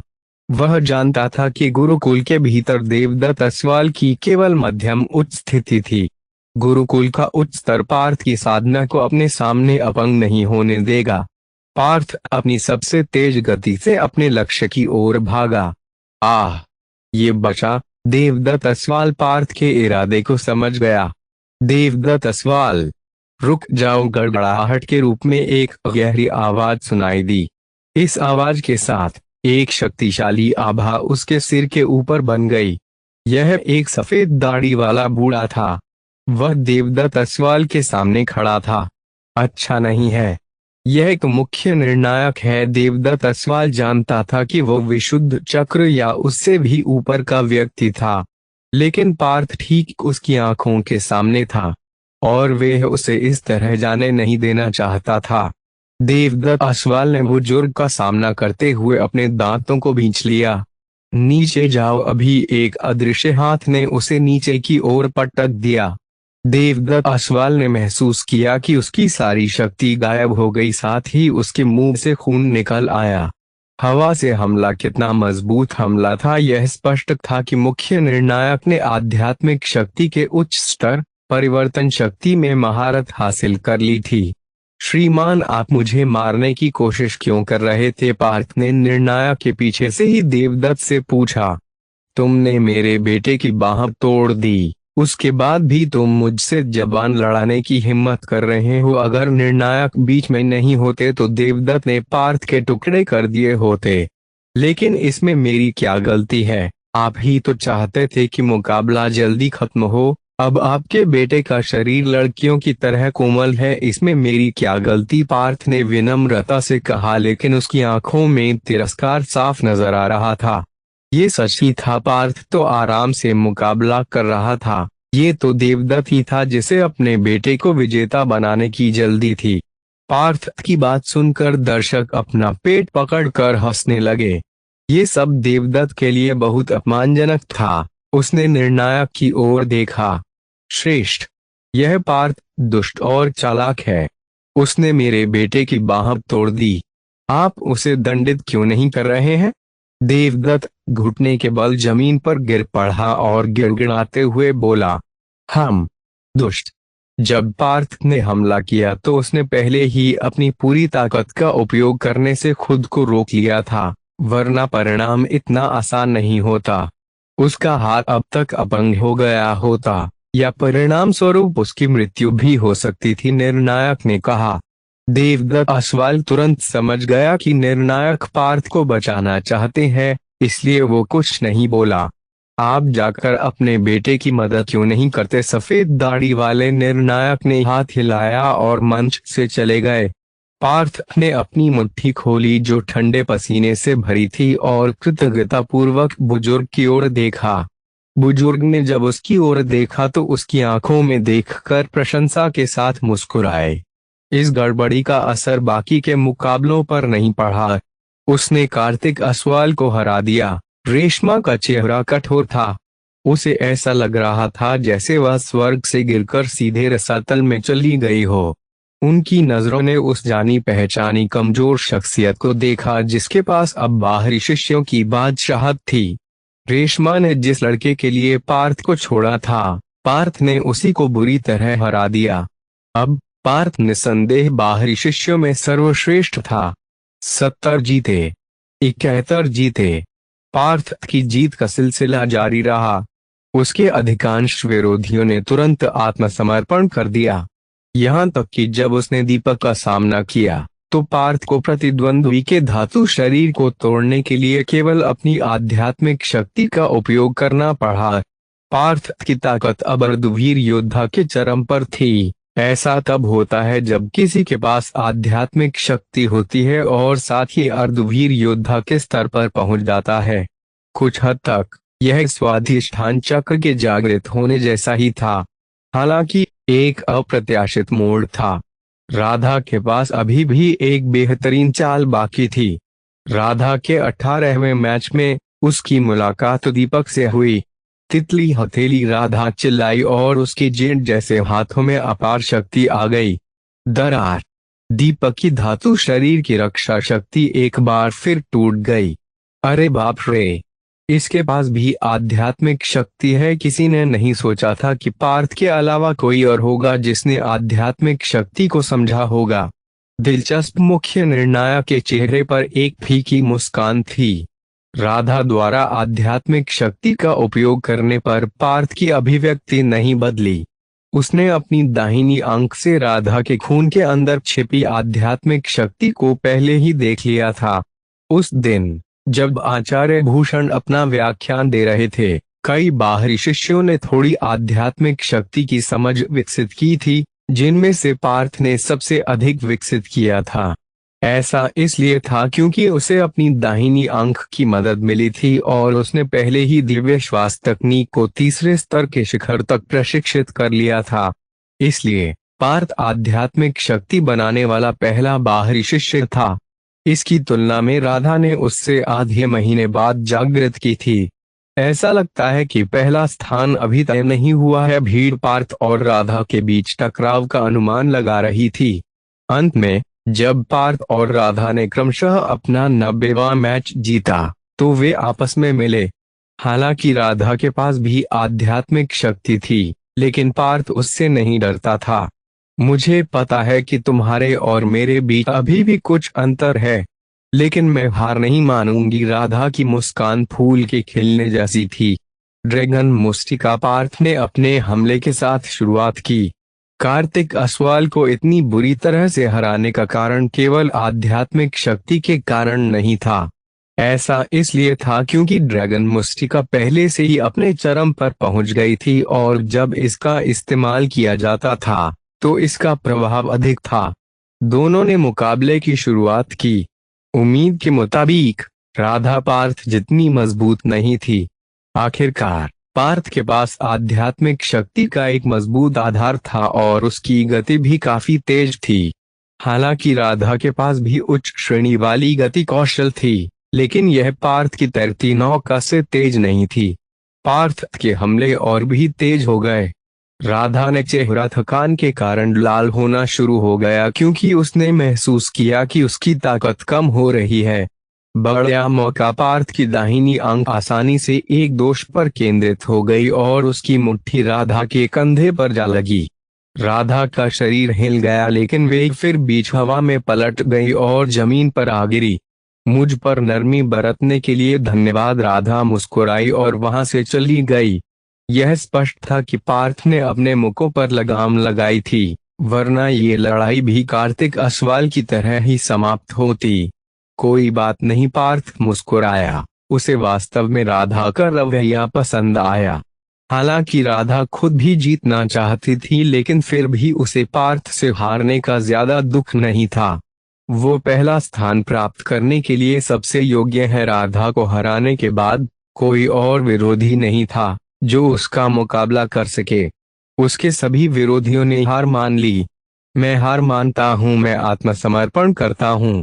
आधे घंटे बाद पार्थ ने आखिरकार अपनी 100वीं लड़ाई पूरी की और अपने अंकों के साथ आसानी से बाहरी शिष्यों में पहला स्थान हासिल कर लिया। तो क्या होगा आगे? क्या पार्थ मुख्य प्रतियोगिता के लिए पर्याप्त तैयारी कर पाएगा? जानने के लिए आगे के एपिसोड पढ़ें। कृपया अपने विचार और सुझाव भी देते रहे, जिससे इस रोमांचक कहानी को और भी रोमांचक बनाने में मदद मिल सके। और साथ ही नॉवेल को लाइक और शेयर जरूर करें। 26 स्वाधिष्ठान चक्र। अध्याय 26 स्वाधिष्ठान चक्र। 100 मैच जीतने के बाद पार्थ की लोकप्रियता चरमोत्कर्ष पर पहुंच गई थी। पार्थ भीड़ खुश हो गई। पार्थ के उत्थान के कारण कई युवा उसकी प्रशंसा करने लगे। वह अंततः शीर्ष बाहरी शिष्य बन गया था। पार्थ जहां से गुजरा वहां भीड़ ने रास्ता दे दिया। बलराज ने भी अपना सिर नीचे कर लिया। तुमने ऐसी प्रतिभा को क्यों उकसाया? युवराज ने अपने भाई को अजीब निगाहों से देखा। मुझे कैसे पता चलेगा कि वह इतना मजबूत हो जाएगा? बलराज के रोने की तीव्र इच्छा हो रही थी। शुक्रवार मनाओ कि उसने तुम पर दया दिखाई, वरना तुम्हारा भी वही हाल होता जो कार्तिक का हुआ था, युवराज ने समझते हुए कहा। ये सुनकर तो बलराज की हवा ही निकल गई। उसने कार्तिक की हालत को याद किया और वादा किया कि वो आगे से पार्थ से दुश्मनी बिल्कुल भी नहीं करेगा। पार्थ धीरे धीरे प्रतियोगिता स्थल से बाहर की तरफ चल रहा था। उसकी आंखें चारों ओर घूम रही थीं। एक निश्चित बिंदु पर उसने एक लड़की को सफेद कपड़े पहने देखा। रेशमा ने अपने होंठ को दांतों से काट लिया। उसमें पार्थ की आंखों में देखने की हिम्मत नहीं थी। पार्थ ने अपना सिर हिलाया और आगे बढ़ गया। जब से उसने हिमगिरी गुरुकुल में प्रवेश किया है, वे दोनों अलग अलग रास्तों पर चलने लगे थे। उसे कुछ भी महसूस नहीं हुआ। वह अब केवल इतना करना चाहता था कि अपने सातों चक्रों को जागृत करे, शायद पवित्र युद्ध पथ पर भी आगे बढ़ सके, जो कि सभी चक्रों को जागृत करने के बाद का स्तर है, और फिर पूरे आर्यावर्त में यात्रा करे। 12 शिष्यों की प्रतियोगिता अंतिम चरणों में पहुंच गई थी और पहले स्थान की पुष्टि पहले ही हो चुकी थी। ऐसा इसलिए था क्योंकि पार्थ के अलावा किसी और ने अपने सभी मुकाबले नहीं जीते थे। जल्द ही योग्यता सूची तय कर ली गई। पहला स्थान पार्थ, दूसरा स्थान राधा, तीसरा स्थान दीपक, चौथा स्थान युवराज। 9वें स्थान पर कार्तिक असवाल का नाम सामने आया। ऐसा इसलिए था क्योंकि पार्थ का सामना करते समय कार्तिक असवाल गंभीर रूप से घायल हो गया था, जिसके बाद वो किसी मुकाबले में भाग नहीं ले सका। पहला स्थान पार्थ थोड़ा उत्साहित था। 2 महीने पहले वो भगवान से प्रार्थना किया करता था कि वह कम से कम प्रतियोगिता में भाग लेने के योग्य बन सकें। पहले स्थान के बारे में तो उसने कभी सोचा भी नहीं था। यह सब सिर्फ रहस्यमयी आंख की बदौलत था। पार्थ ने अपनी आंख के आयाम में प्रवेश करते ही एक गहरी सांस ली। अंदर रहस्यमयी सुनहरी चमक घूमती दिख रही थी। इसकी चमक अब 4.90 सेमी से बढ़कर लगभग 5 सेमी हो गई थी। पार्थ को पता था कि जैसे जैसे सुनहरी चमक बढ़ती जाएगी, उसकी दाहिनी आंख की शक्ति बढ़ती जाएगी। प्रतियोगिता स्थल के एक कोने में इस वर्ष कुछ प्रतिभाशाली बाहरी शिष्य हैं। विशेष रूप से पार्थ और राधा। उनमें ऋषभ बिष्ट का सामना करने की क्षमता है। जो बोल रही थी वह एक शांत और सुंदर लड़की थी। यह श्रीवली थी, चौथी सबसे मजबूत आंतरिक शिष्या। हे, यह सिर्फ छोटे मुकाबले हैं, इनमें कुछ भी इतना गंभीर नहीं है। उसके बगल में एक काले कपड़े वाले युवक की आवाज आई।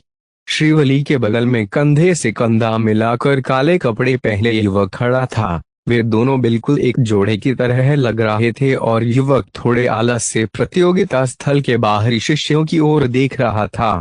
मुझे लगता है कि पार्थ सरल नहीं है। जब उसने पहली बार अपनी आध्यात्मिक शक्ति को छुपाया था तो मैं भी उसे नहीं देख पाई थी। साथ ही उसके गति कौशल को आंतरिक शिष्यों में शीर्ष 3 में भी स्थान दिया जा सकता है। श्रीवली ने सोचा, क्या आपको लगता है कि वे मुझे चुनौती दे सकता है? मेरा केवल एक ही प्रतिद्वंद्वी है और वो ऋषभ बिष्ट है, काले कपड़े वाले युवक ने कहा। पुष्पा, ज्यादा अहंकारी मत बनो। मैंने सुना है कि हरिकेश, जो तीसरे स्थान पर है, पिछले कुछ महीनों से एकांतवास में है। श्रीवली मुस्कुराया। हरिकेश? मुझे लगता है कि वो उस कार्तिक असवाल नाम के लड़के का चचेरा भाई है। नहीं, काले कपड़े वाले युवक ने पार्थ की ओर चंचलता से देखा। पार्थ ने कुछ महसूस किया और एक निश्चित दिशा में देखा। उस कोने में एक शांत लड़की और एक काले कपड़े वाला आलसी युवक खड़ा था। उस लड़की के बारे में पार्थ को पता था। यह श्रीवली थी। जहां तक काले कपड़े वाले युवक की बात है, अरे बाप रे, ये तो पुष्पा है। पुष्पा यानी पुष्पराज। इसका आंतरिक शिष्यों में दूसरा स्थान है। ऋषभ बिष्ट के ठीक बाद भीड़ चिल्लाई। यहाँ तक कि कुछ आंतरिक शिष्य भी पुष्पराज की ओर देखकर डर गए। पार्थ और पुष्पराज की आंखें एक दूसरे से मिली। जिस क्षण पार्थ की आंखें पुष्पराज की आंखों से मिली, उसे एक असहनीय दबाव महसूस किया। खास तौर पर जब उसकी दाहिनी आंख पुष्पराज पर टिकी थी तो उसे लग रहा था कि उसकी शक्ति अथाह है। पुष्पराज न तो मोटा था और न ही पतला, लेकिन उसकी आध्यात्मिक शक्ति प्रत्येक पेशी में समान रूप से फैली हुई थी। स्वाधिष्ठान चक्र का शीर्ष स्तर। उसकी ताकत शायद श्रीवली से भी ज्यादा मजबूत है। पार्थ ने अपनी ताकत को सटीक रूप से महसूस किया। मैंने सुना है कि जब पुष्पराज अर्धवीर योद्धा था तो उसने एक सच्चे वीर योद्धा को हरा दिया। मैंने नहीं सोचा था कि वह बाहरी शिष्य प्रतियोगिता में दिखाई देगा। श्रीवली की प्रतिक्रिया से यह स्पष्ट था कि उसने पार्थ को बहुत महत्वपूर्ण समझा। जहां तक पुष्पराज की बात है, उन्होंने राधा को अधिक महत्व दिया। पार्थ जानता था कि हालांकि वह शीर्ष बाहरी शिष्य था, फिर भी उसके और भीतर के शिष्यों के बीच एक बड़ा अंतर था। जाहिर है प्रत्येक आंतरिक शिष्य ने बाहरी शिष्यों के टूर्नामेंट को देखा था। एक व्यक्ति को छोड़कर बाकी सभी। वो था ऋषभ बिष्ट, उत्तरकाशी के 4 महान प्रतिभाओं में से एक। अपनी ताकत से मैं आंतरिक शिष्यों में अच्छी जगह नहीं बना पाऊंगा। पार्थ का चेहरा गंभीर था। सभी आंतरिक शिष्यों को गुरुकुल द्वारा महत्वपूर्ण माना जाता था। अभी पार्थ आंतरिक शिष्यों में आसानी से शीर्ष 10 में शामिल हो सकता है। अभी भी शायद शीर्ष 5 में जाने का मौका था। शीर्ष 3 हालांकि यह लगभग असंभव था। मुख्य प्रतियोगिता आधे महीने बाद है। क्या मुझे पहले स्थान का लक्ष्य बनाना चाहिए? पार्थ तय नहीं कर सका। हालांकि उन्होंने जल्द ही अपना निर्णय लिया। मुकाबला करना, उसे लड़ना चाहिए। उसे गुरुकुल से मिले पुरस्कार याद आ गए। केवल शीर्ष 3 शिष्यों को सर्वोच्च श्रेणी की युद्ध कला कौशल सीखने का मौका मिलेगा। सर्वोच्च श्रेणी का युद्ध कला कौशल। सर्वोच्च श्रेणी वाले युद्ध कला कौशल का प्रशिक्षण एक व्यक्ति को युद्ध पथ के 10वें स्तर अर्थात सहस्रार चक्र को जागृत करने में सहायक हो सकता है। और केवल पवित्र श्रेणी वाली युद्ध कला ही किसी को पवित्र युद्ध पथ प्राप्त करने में सहायक हो सकता है। इस क्रूर दुनिया में जीवित रहने के लिए व्यक्ति के पास पर्याप्त शक्ति होनी चाहिए। इसका मतलब यह है कि कौशल जितना ऊंचा पद होगा उतना ही अच्छा होगा। पहला या शीर्ष 3। पार्थ ने अपने लक्ष्यों की पुष्टि की और धीरे धीरे अपने घर की ओर चला गया। जब वह कुटिया में पहुंचा तो उसे पता चला कि वहां काफी लोग आ रहे हैं। शीर्ष बाहरी शिष्य। उसने आध्यात्मिक शक्ति भी सीखी है। यह स्पष्ट है कि वो गुरुकुल के उच्च स्तर का ध्यान आकर्षित करेगा। ये सभी वे शिष्य थे जो कि पार्थ की कुटिया के पास ही रहते थे और जानते थे कि रमेश का रिश्ता पार्थ के साथ काफी अच्छा है और इसीलिए वे उसे घेर कर पार्थ के बारे में बातें कर रहे थे। मेहमानों ने पार्थ को वापस आते देखा तो वे चिल्ला उठे। पार्थ ने अपनी बाहें टेढ़ी कर लीं। उसे इसकी आदत नहीं थी। रमेश ने पार्थ की अभिव्यक्ति देखी और तुरंत ही सबको वहां से भेज दिया। ये मेहमान आमतौर पर उसे तिरस्कार की दृष्टि से देखते थे और उनके रिश्ते बहुत अच्छे नहीं थे। हालांकि आज सभी आ गए।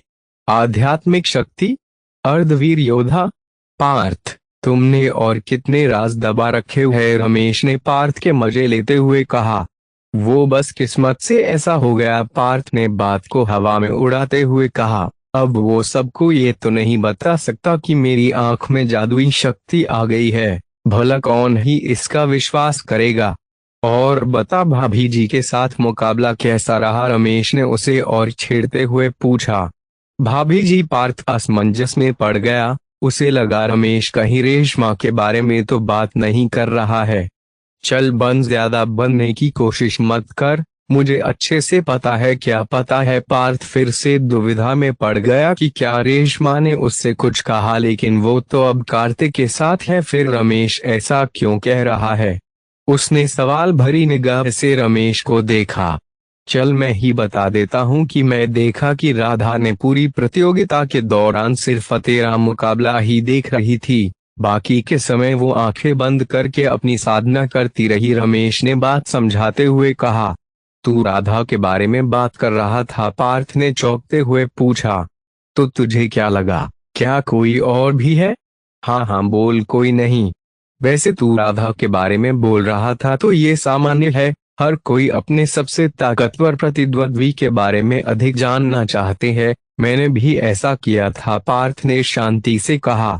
हाँ सही है, पर कितने ऐसे हैं जो कि अपने प्रतिद्वंद्वी की जीत पर खुद खुश होते हैं? रमेश ने पूछा। पता नहीं, फिलहाल मैं थक गया हूँ तो अब मैं आराम करने जा रहा हूँ। इतना कहकर पार्थ जल्दी से कुटिया के अंदर चला गया। हालांकि रमेश की बात सोचकर उसके चेहरे पर भी एक मुस्कान आ गई।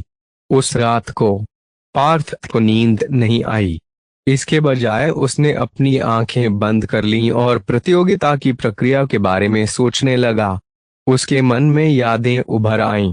हर दृश्य उसके मस्तिष्क में अंकित था। इनमें वे दृश्य शामिल थे जब वह दीपक, कार्तिक, असवाल और राधा से लड़ रहा था। थोड़ी देर में पार्थ खुले मैदान में गया और अभ्यास करने लगा। पार्थ ने अपनी आंखें बंद कर लीं और धातु मुष्टिका और ड्रैगन मुष्टिका का अभ्यास किया। दीपक, कार्तिक असवाल और राधा के साथ लड़ाई के बारे में सोचते ही उनकी हर चाल थोड़ी बदल गई। पार्थ की चाल और तेज हो गई और फिर उसने उनमें थोड़ी आध्यात्मिक शक्ति डाल दी। आखिरी समय में उसने उस दबाव को याद किया जो उसने देवदत्त असवाल का सामना करते हुए महसूस किया था। पार्थ उस दबाव को महसूस करते हुए चिल्लाया क्योंकि उसके शरीर के अंदर की आध्यात्मिक शक्ति धीरे धीरे जागृत होने लगी। उसने आध्यात्मिक शक्ति के साथ ड्रैगन मुष्टिका का अभ्यास जारी रखा। आधे घंटे बाद, जैसे पार्थ बुरी तरह से थक गया था, लेकिन फिर भी उसने अपना अभ्यास बंद किया और कुटिया में जाकर ध्यान करने लगा। उसने अपने शरीर में एकत्र समस्त आध्यात्मिक ऊर्जा को मूलाधार चक्र से स्वाधिष्ठान चक्र की तरफ प्रवाहित किया। थोड़ी देर बाद पार्थ को लगा कि उसके अंगों और शरीर में आग लग गई है। उसका पूरा शरीर उस भयानक गर्मी से कांपने लगा। साथ ही उसके शरीर से पसीने और गंदगी की मोटी परत निकलने लगी। मैंने यह कर दिखाया। पार्थ की आंखें उत्साह से चमक उठीं। उसकी आंख के भीतर की सुनहरी चमक अब 5 सेमी के निशान को पार कर गई थी और इस समय पार्थ का स्वाधिष्ठान चक्र जागृत हो गया था। वह हर सांस के साथ अपने शरीर में बहने वाली शक्तिशाली ताकत को महसूस कर सकता था। मेरी शक्ति में पहले की तुलना में लगभग 500 किलोग्राम की वृद्धि हुई है और मेरी आध्यात्मिक शक्ति भी लगभग दोगुनी हो गई है। पार्थ ने अपनी दाहिनी आंख से अपने पूरे शरीर में हुए परिवर्तनों को देखा। तो क्या होगा आगे? क्या पार्थ अपनी बढ़ी हुई शक्तियों से आत्मनिर्भर शिष्यों का मुकाबला कर पाएगा? जानने के लिए आगे के एपिसोड पढ़ें। कृपया अपने विचार और सुझाव भी देते रहे जिससे इस रोमांचक कहानी को और भी रोमांचक बनाने में मदद मिल सके, और साथ ही नॉवेल को लाइक और शेयर जरूर करें। 627 भाल परिवार का हंगामा। अध्याय 27 भाल परिवार का हंगामा। साधना का हर स्तर और पिछले की तुलना में अधिक कठिन होता जाता है। एक बार जब कोई अपना स्वाधिष्ठान चक्र जागृत कर लेता है तो वह एक सतावीर योद्धा बन जाता है। यह एक छोटी सी चिड़िया के ज्वाला पक्षी में बदलने जैसा था। एक सतावीर योद्धा पूरे गढ़वाल में कहीं भी जाए उसे सम्मान की दृष्टि से देखा जाएगा। वीर योद्धा बनना पार्थ का सपना था और ये लक्ष्य आखिरकार पूरा हो गया। उसने उम्मीद से अधिक तेजी से स्वाधिष्ठान चक्र को जागृत कर लिया। प्रतियोगिता से कुछ दिन पहले भी पार्थ ने स्वाधिष्ठान चक्र तक पहुंचने की कोशिश की थी। उस समय उसने महसूस किया था कि उनकी नींव पर्याप्त ठोस नहीं थी, इसलिए उन्होंने खुद पर अत्यधिक दबाव नहीं डाला। लेकिन उसने जो मुकाबले उन शीर्ष बाहरी शिष्यों के खिलाफ लड़े, इससे उसकी नींव को मजबूत करने में मदद मिली। हालांकि केवल ये मुकाबले ही उसके स्वाधिष्ठान जागृत को करने के लिए पर्याप्त नहीं थे। मुझे कार्तिक असवाल के पिता को धन्यवाद देना है, पार्थ ने मजाक में कहा। देवदत्त असवाल का इरादा उसके प्रति जानलेवा था। अनाहत चक्र के दबाव को महसूस करने के बाद पार्थ की क्षमता अपने चरम पर पहुंच गई, जिससे उसे स्वाधिष्ठान चक्र जागृत करने में मदद मिली। यहाँ तक कि उस दबाव के कारण उसका ड्रैगन मुष्टिका भी उच्च स्तर से बढ़कर उच्चतम स्तर पर पहुंच गई। अगर देवदत्त असवाल को यह पता होता तो शायद उसे खून की उल्टी हो जाती। वो कमीना देवदत्त असवाल मुझे मारना चाहता है, पार्थ ने खुद को चेतावनी दी। इसी वजह से पार्थ नहीं चाहता था कि किसी को पता चले कि वह स्वाधिष्ठान चक्र पर पहुंच गया है। उसने गुप्त श्वास तकनीक को सक्रिय कर दिया ताकि सबको लगे कि उसकी साधना अभी भी मूलाधार चक्र पर ही है। स्वाधिष्ठान चक्र पर पहुंचने के बाद पार्थ ने सबसे पहले अपनी नींव को मजबूत किया। पिछले कुछ महीनों से उसकी साधना की गति बेहद तेज थी। अपनी नींव पक्की करने के बाद उसने मुकाबलों से जो ज्ञान प्राप्त किया था उसे अपनी साधना में समाहित करना शुरू किया। भोर होने से पहले पार्थ धुंध में बदल गया और भागीरथी नदी की तरफ चल पड़ा। रास्ते में उसने अपनी दाहिनी आंख का इस्तेमाल किया और देखा तो सब कुछ दिन के उजाले की तरह बिल्कुल स्पष्ट था। उसकी आंख साथ मिलके भीतर सब कुछ देख सकती थी। यदि यह दिन का समय होता तो इसका दायरा कम से कम 2 गुना होता। दाहिनी आंख ने उसकी प्रतिक्रिया की गति, दृष्टि और मानसिक ऊर्जा में वृद्धि की। पार्थ इस मानसिक ऊर्जा को अभी तक नहीं समझ सका। सीधे शब्दों में कहा जाए तो मानसिक ऊर्जा पूरे दिन के उपयोग के बाद भी किसी के मस्तिष्क को थकने नहीं देती। सुबह के समय भागीरथी के तट से लौटने के बाद पार्थ अभी भी अपने बिस्तर पर ध्यान कर रहा था। उसे नींद बिल्कुल भी नहीं आ रही थी। भले ही वह सोया नहीं था, लेकिन उसकी दाहिनी आंख की क्षमता बढ़ जाने के कारण पार्थ ने महसूस किया कि वह शक्ति से भरा हुआ है। इसका मतलब था कि पार्थ के पास साधना करने के लिए अधिक समय था। क्या यह पार्थ का घर है? कुटिया के बाहर से एक कर्कश आवाज सुनाई दी। कौन है? पार्थ दरवाजा खोलने गया। बाहर एक बेहद शानदार कपड़े पहने अधेड़ उम्र का आदमी खड़ा था, जिसके पीछे कुछ नौकर थे। पार्थ को लगा कि वे आदमी जाना पहचाना लग रहा था। प्रणाम प्रबंधक महोदय। पार्थ ने जब उन्हें देखा तो हैरान रह गया। पार्थ ने महसूस किया कि यह व्यक्ति बाहरी शिष्यों का मुख्य प्रबंधक था। प्रबंधक के पास बहुत शक्ति थी और उन्हें शायद ही कभी किसी सामान्य शिष्य के पास देखा गया था। साधना के मामले में वे पहले से ही अनाहत चक्र जागृत कर चुके थे और देवदत्त अस्वाल से भी अधिक मजबूत थे। पार्थ ने जल्दी से प्रबंधक को अंदर बुलाया। उस समय उसने गुप्त श्वास तकनीक को पूरी तरह से सक्रिय कर रखा था ताकि प्रबंधक यह न देख सके कि उसने स्वाधिष्ठान चक्र जागृत कर लिया है। बुरा नहीं है, मैंने आपकी जानकारी देखी है। अभी 15 साल भी नहीं हुए हैं और फिर भी आप अर्धवीर योद्धा बनकर आध्यात्मिक शक्ति जागृत कर चुके हैं। आपकी उम्र में ऋषभ बिष्ट भी बिल्कुल ऐसे ही थे। प्रबंधक ने प्रशंसा की। थोड़ी बात करने के बाद पार्थ ने पूछा कि प्रबंधक उससे मिलने क्यों आए हैं? मैं तो लगभग भूल ही गया था कि मैं क्या करने आया था। प्रबंधक थोड़ा सा खान से फिर एक गंभीर अभिव्यक्ति जारी रखी। आपके प्रदर्शन से होने की वजह से संप्रदाय ने आपकी पूरी मदद करने का फैसला किया है। अब से आप आंतरिक शिष्यों को प्रदान की जाने वाली कुटिया में रह सकते हैं और 500 चांदी के सिक्कों का मासिक भत्ता प्राप्त कर सकते हैं। इसके अलावा युद्ध कला पुस्तकालय की पहली मंजिल पर हर तकनीक आपके लिए उपलब्ध रहेगी। पार्थ प्रबंधक की बातें सुनकर थोड़ा चौंक गया। उसने नहीं सोचा था कि गुरुकुल इतनी जल्दी उसे पुरस्कार देने का फैसला कर लेगा। 500 चांदी के सिक्कों का मासिक भत्ता उसकी पिछली राशि से 17 गुना अधिक था। जब वह पहले स्तर पर था तो उसे मात्र 10 चांदी के सिक्कों का मासिक भत्ता मिलता था, जबकि दूसरे स्तर पर 20 सिक्के प्राप्त किए। अब न केवल उसके भत्ते में बहुत अधिक वृद्धि हुई बल्कि उसे अन्य लाभ भी प्राप्त हुए। इसे कहते हैं पदोन्नति। शायद यह इसलिए था क्योंकि पार्थ का प्रदर्शन बहुत ही असाधारण था कि वह मुख्य प्रतियोगिता से पहले ही आंतरिक शिष्यों को प्राप्त होने वाले लाभ के योग्य हो गया था। गुरुकुल और प्रबंधक को कोटि कोटि धन्यवाद, पार्थ ने विनम्रता पूर्वक कहा। ठीक है, मैं आपको उस कुटिया में व्यवस्थित करने में मदद करने के लिए कुछ लोगों को भेजूंगा। प्रबंधक ने नौकरों को अपने पीछे चलने का आदेश दिया। पार्थ के पड़ोसी रमेश को जब ये बात पता चली तो वो उससे मिलने आया। पूरे गुरुकुल में केवल रमेश ही था जो उसके सबसे करीब था। उसने सारी बात उसे बता दी। हालांकि पार्थ के वहां से जाने की बात सुनकर वो थोड़ा दुखी तो हुआ, लेकिन वो पार्थ के लिए खुश था। आखिरकार उसे वही मिल रहा था जिसके वो योग्य था। ठीक है, लेकिन मिलने आते रहना, रमेश ने भारी मन के साथ कहा।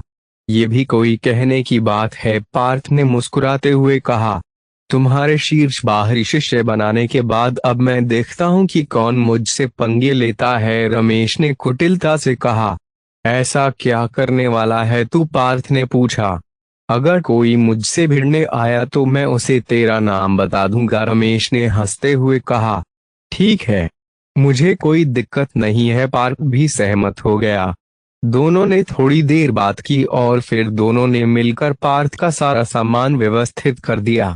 पार्थ उसी दिन अपनी नई कुटिया में चला गया। इस क्षेत्र में रहने वाले सभी शिष्यों को गुरुकुल का विशेष संरक्षण प्राप्त था।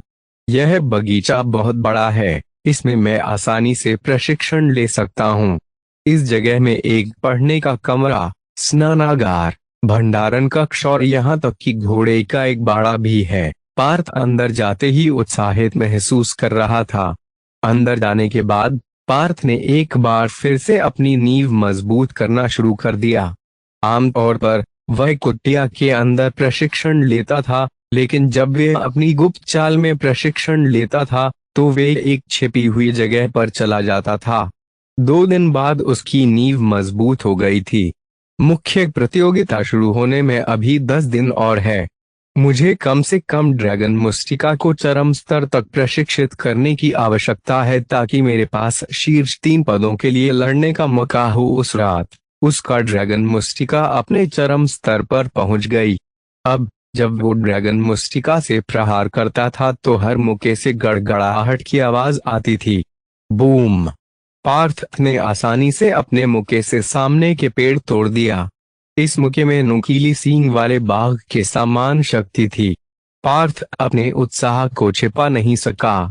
दूसरी सुबह पार्थ अपनी आध्यात्मिक शक्ति को प्रशिक्षित करते हुए पालथी मारकर बैठा था।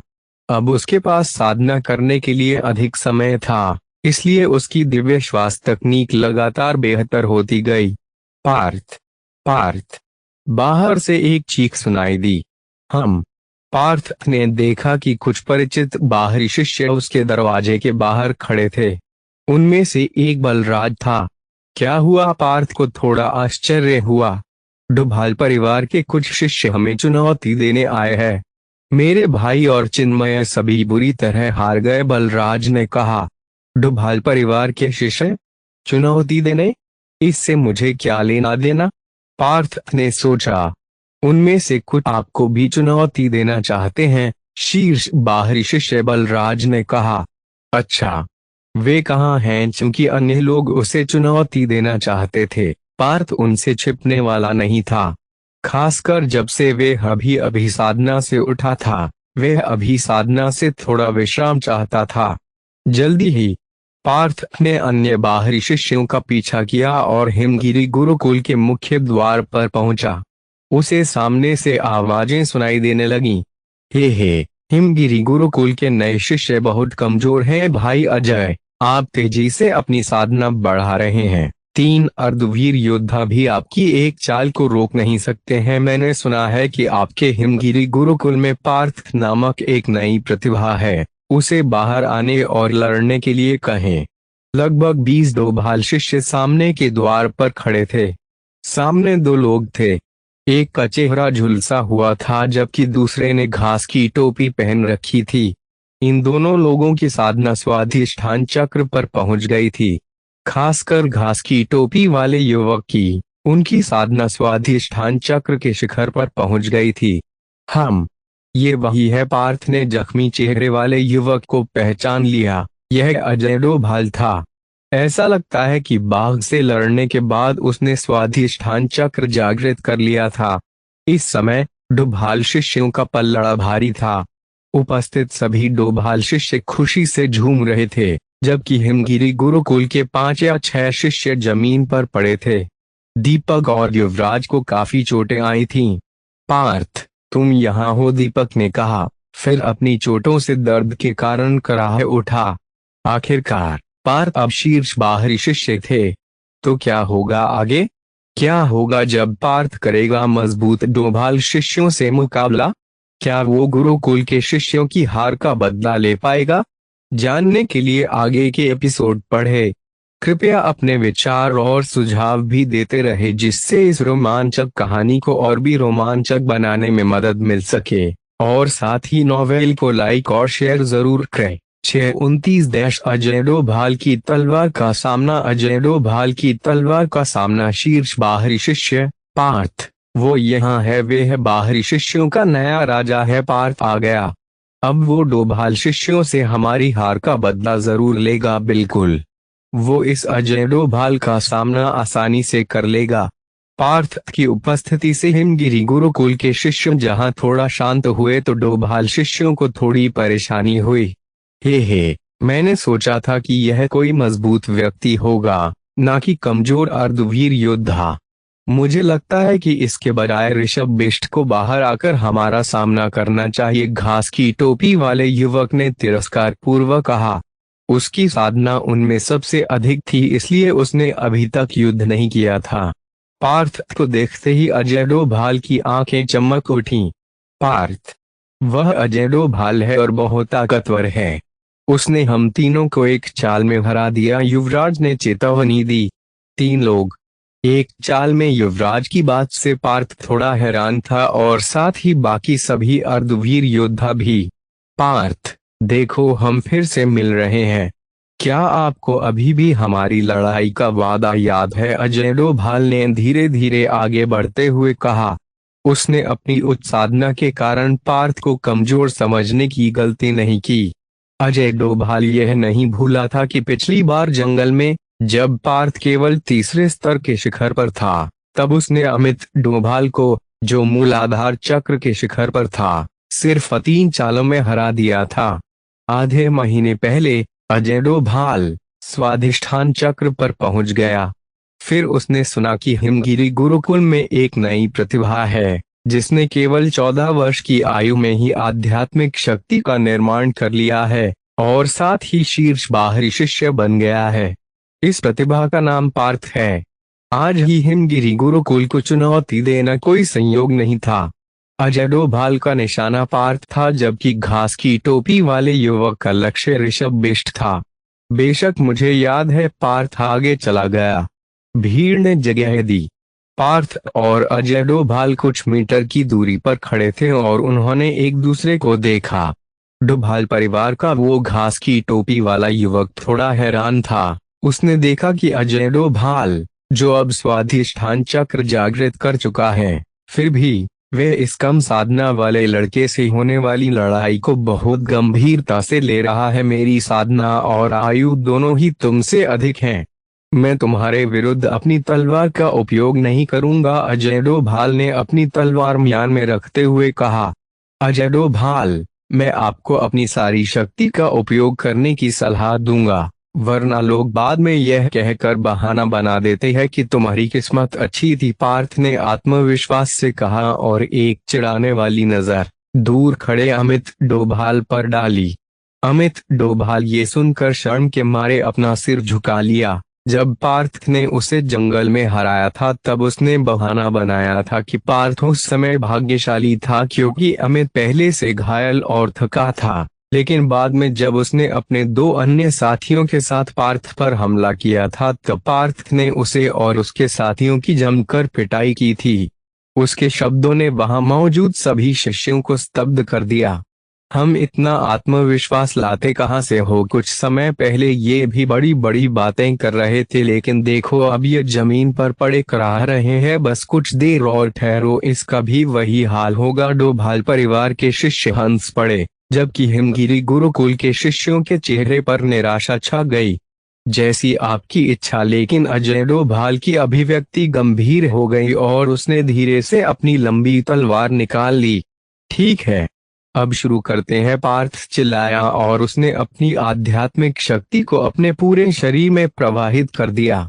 उसकी गति इतनी तेज थी कि कई दर्शक उसकी हरकतें देख ही नहीं पाए। साथ ही पार्थ के शरीर को ऐसा महसूस हुआ कि जैसे वे चारों ओर तैर रहा था, उसका कोई वजन नहीं था। तीसरा पवन प्रहार, अजय डोभाल की लंबी तलवार ने तुरंत ही दबाव बनाया।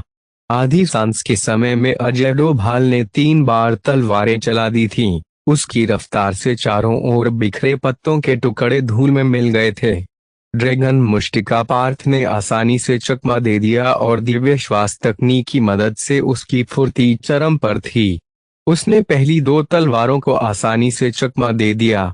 बूम! अजय की तलवार का तीसरा वार पार्थ के मुक्के से टकरा गया, जो सुनहरे रंग में चमक रही थी। क्या विस्फोटक शक्ति! और ये आध्यात्मिक शक्ति कितनी रहस्यमयी लगती है। अजय डोभाल ने महसूस किया कि उसका हाथ सुन्न हो गया है और उसकी लंबी तलवार उसकी पकड़ से लगभग गिर ही गई थी।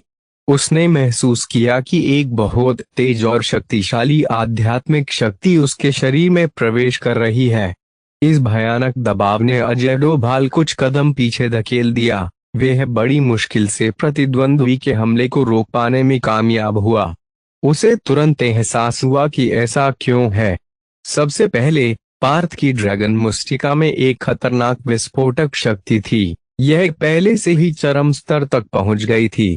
दूसरे, मुक्के ने सीधे उसके हमले की कमजोरी पर वार किया। तीसरा, पार्थ की आध्यात्मिक शक्ति उसकी तुलना में कमजोर नहीं थी, या यूं कहे कि उसकी तुलना में अधिक जटिल थी। और यही सबसे महत्वपूर्ण कारण था। एक सच्चे वीर योद्धा होने के नाते वह एक अर्धवीर योद्धा से कैसे हार सकता था। ड्रैगन मुष्टिका का 7वां रुख पार्थ का पल्लड़ा पहले ही भारी था, इसलिए उसने अपनी मुक्के से लगातार कई हमले किए। चूंकि ड्रैगन मुस्टिका अपने चरम स्तर पर पहुंच गई थी और जब दिव्य श्वांस तकनीक के साथ इसका इस्तेमाल किया गया, तो इससे इसकी चपलता बढ़ाने में मदद मिली। छठा पवन प्रहार अजय डोभाल बिल्कुल भी नहीं हिचका और उसने अपनी सबसे मजबूत चाल का इस्तेमाल किया। उस समय उसकी तलवार के चारों ओर ठंडी रोशनी घूम रही थी। एक के बाद किए गए तलवार के घातक वारों ने पार्थ को कुछ मीटर में कैद सा कर दिया। तमाशबीन वीर योद्धाओं की अभिव्यक्ति बदल गई थी। पार्थ जानता था कि प्रतिद्वंद्वी की चाल में आध्यात्मिक शक्ति भी शामिल थी जिसने उसे पीछे धकेलने की कोशिश की। हालांकि पार्थ पीछे नहीं हटा। इसके बजाय उसने इसे चकमा दिया और कभी कभी हमलों को उनकी खामियों पर प्रहार करके रोक दिया। गति के मामले में उसने अजय डोभाल को आसानी से हरा दिया, साथ ही उसकी आध्यात्मिक शक्ति भी बहुत अधिक थी। पार्थ ने भी आध्यात्मिक शक्ति वाले कई मुक्के मारे, जो कि अजय डोभाल की तलवार के पिछले हिस्से पर लगे। अजय डोभाल केवल पीछे हट सकता था। 7 मुक्कों के बाद अंत में उसने अपने मुंह से खून उगल दिया और लड़ाई के घेरे से बाहर निकल गया। धन्यवाद, पार्थ खुश होकर मुस्कुराया। इसे देखकर बाकी शिष्यों के चेहरे पर सदमे का भाव आ गया। इतना मजबूत एक अर्धवीर योद्धा ने सच्चे वीर योद्धा को हरा दिया। कोई आश्चर्य नहीं कि वे हमारे हिमगिरी गुरुकुल के सबसे मजबूत बाहरी शिष्य हैं। देखा, मैंने कहा था कि वो हमारी हार का बदला लेगा। हालांकि पार्थ ने अपनी आध्यात्मिक शक्ति और ड्रैगन मुष्टिका का पूरी तरह से उपयोग भी नहीं किया गया था, फिर भी उसने अजय डोभाल को सिर्फ 10 चालों में हरा दिया। मैं आपके कौशल की प्रशंसा करता हूं। भले ही अजय डोभाल हार गए, लेकिन उन्हें शर्मिंदगी महसूस नहीं हुई। इसके बजाय वह शांत महसूस कर रहा था। पार्थ अपने विरोधी की प्रशंसा किए बिना नहीं रह सका। वह न तो बहुत अहंकारी था और न ही बहुत विनम्र। हे, बुरा नहीं है बचे, मैं सुधांशु डोभाल तुमसे लड़ना चाहता हूँ, घास की टोपी वाले युवक ने कहा। उसने दोनों भुजाओं से अपने कुर्ते को चीरते हुए अलग कर दिया और टोपी को पास में रख दिया, जिससे उसका मांसल शरीर सबके सामने प्रकट हो गया। हिमगिरी गुरुकुल के शिष्यों ने ठंडी सांस ली। पार्थ ने अपनी दाहिनी आंख से निरीक्षण किया और चौंकने से खुद को रोक नहीं सका। सुधांशु डोभाल के शरीर का हर इंच कांसे से ढका हुआ लग रहा था। एक शक्तिशाली आभा उसके शरीर में दौड़ रही थी। पार्थ, सावधान, वह सुधांशु डोभाल है, जो डोभाल परिवार का तीसरा सबसे मजबूत शिष्य है और उसने कांस्य त्वचा शरीर को 4थे स्तर तक प्रशिक्षित किया है। तलवार भी उसका कुछ नहीं बिगाड़ सकती, युवराज ने चेतावनी दी। इससे पहले कि वह अपनी बात खत्म कर पाता, सुधांशु डोभाल धीरे धीरे आगे चला गया। उसके शरीर ने वहां खड़े सभी योद्धाओं पर भारी दबाव बनाया। वो अपने शरीर के बल पर स्वाधिष्ठान चक्र के योद्धा का सामना कर सकता है। पार्थ ने एक अनदेखा दबाव महसूस किया। ऋषभबिष्ट को चुनौती देने से पहले मैं तुम्हारे साथ थोड़ा खेलना चाहूंगा, सुधांशु डोभाल ने बात करते हुए अपने होंठ चाटे। वो लापरवाही से पार्थ की ओर चल रहा था। उसके साथ आया आध्यात्मिक दबाव और भी स्पष्ट था। पार्थ ने महसूस किया कि सुधांशु डोभाल के शरीर में अभी भी कई खामियां थीं। धातु मुष्टिका। पार्थ ने आध्यात्मिक शक्ति और दिव्य श्वास तकनीक का इस्तेमाल कर प्रतिद्वंद्वी की छाती पर वार किया। बूम! जैसे ही पार्थ का मुक्का सुधांशु डोभाल पर पड़ा, तो सुधांशु हंस पड़ा। क्या यही तुम्हारी पूरी ताकत है? कितना मजबूत शरीर है! शिष्य देख रहे थे। ये अच्छा नहीं है। पार्थ के मुक्के ने प्रतिद्वंद्वी को कोई हानि नहीं पहुंचाई। चले जाओ! सुधांशु डोभाल की चीख गड़गड़ाहट की तरह तेज थी। उसने लापरवाही से अपना हाथ लहराया और मोटी धातु जैसी आध्यात्मिक शक्ति पार्थ की तरफ बढ़ गई। यह हमला शायद मणिपुर चक्र वाले योद्धा को भी चोट पहुंचा सकता है। ये तो अच्छा था कि पार्थ ने तेजी से प्रतिक्रिया की और अपनी आध्यात्मिक शक्ति मुक्के में प्रवाहित करके उस वार का सामना किया। बूम! जब उनके मुक्के भिड़े तो पार्थ को लगा कि उसका हाथ सुन्न हो गया है। वह जानता था कि उनके बीच सबसे बड़ा अंतर शरीर की ताकत और रक्षा शक्ति का है। सुधांशु डोभाल की साधना मुख्य रूप से उसके शरीर पर केंद्रित थी। उसकी मांसपेशियां धातु की तरह मजबूत थीं, अर्थात उसकी शारीरिक शक्ति स्वाधिष्ठान चक्र के सामान्य योद्धाओं से अधिक थी। वही पार्थ ने अपनी साधना को अर्धवीर योद्धा के स्तर पर रोक दिया था। इस स्थिति में वो अपनी शारीरिक और आध्यात्मिक शक्ति का केवल 60-70% तक ही उपयोग हो सकता था, तो जाहिर है कि वो जीत नहीं सकता था। हा हा हा! बच्चे, तुम बहुत कमजोर हो। जल्दी करो और ऋषभ बिष्ट को बुलाओ। उसके अलावा कोई मेरा विरोधी बनने के काबिल नहीं है। पार्थ को एक चाल में पीछे धकेलने के बाद वह अचानक रुक गया। पार्थ एक पंख की तरह था जो जमीन पर शान से उतरा। उसके पास गति और आध्यात्मिक शक्ति का लाभ था। पार्थ इतनी आसानी से हारने वाला नहीं था। सुधांशु डोभाल असहाय लग रहा था और व्यर्थ में अपनी ऊर्जा बर्बाद नहीं करना चाहता था। इसके बजाय वह ऋषभ बिष्ट से लड़ने के लिए अपनी ताकत बनाए रखना चाहता था। वास्तव में, क्या ऋषभ बिष्ट के अलावा कोई भी आपका प्रतिद्वंद्वी बनने के योग्य नहीं है? पीछे से एक ठंडी आवाज आई। वहां कौन है? सुधांशु डोभाल चिल्लाया। सबकी निगाहें आवाज के मालिक पर टिकी। हरिकेश भीड़ के बीच में से एक लंबा चौड़ा युवक धीरे धीरे बाहर निकला। उसका हर एक कदम दर्शकों के शरीर में सिहरन पैदा कर रहा था। हरिकेश, आंतरिक शिष्यों में तीसरा स्थान। ऋषभ बिष्ट और पुष्पराज से बस थोड़ा सा कमजोर पार्थ ने हरिकेश का भी निरीक्षण किया। हालांकि जैसे ही उसकी दाहिनी आंख हरिकेश पर लगी, उसे एक बड़ा झटका लगा। ये तो मणिपुर चक्र जागृत कर चुका है। ऐसा कैसे हो सकता है? हरिकेश ने मणिपुर चक्र कब जागृत किया? वहां मौजूद शिष्यों ने कहा। ऐसा लगता है कि इस बार आंतरिक शिष्यों में पहले स्थान का योद्धा बदल सकता है। क्या सच में ऐसा हो सकता है कि ऋषभ बिष्ट इस बार हार जाएगा? शायद। मैंने सुना है कि ऋषभ बिष्ट भी अभी तक मणिपुर चक्र जागृत नहीं कर पाया है। हरिकेश की उपस्थिति ने सभी को स्तब्ध कर दिया। उसकी ठंडी आंखें भीड़ को चीरती हुई चली गईं और अंत में पार्थ के चेहरे पर जाकर रुकी। क्या तुम ही पार्थ हो? हम। पार्थ ने अपने प्रति एक ठंडा दबाव महसूस किया और सोचा, क्या यह हरिकेश मुझे जानता है? तो क्या होगा आगे? कौन है ये हरिकेश? और वो पार्थ को देखकर गुस्से में क्यों आ गया था? जानने के लिए आगे के एपिसोड पढ़े। कृपया अपने विचार और सुझाव भी देते रहे, जिससे इस रोमांचक कहानी को और भी रोमांचक बनाने में मदद मिल सके।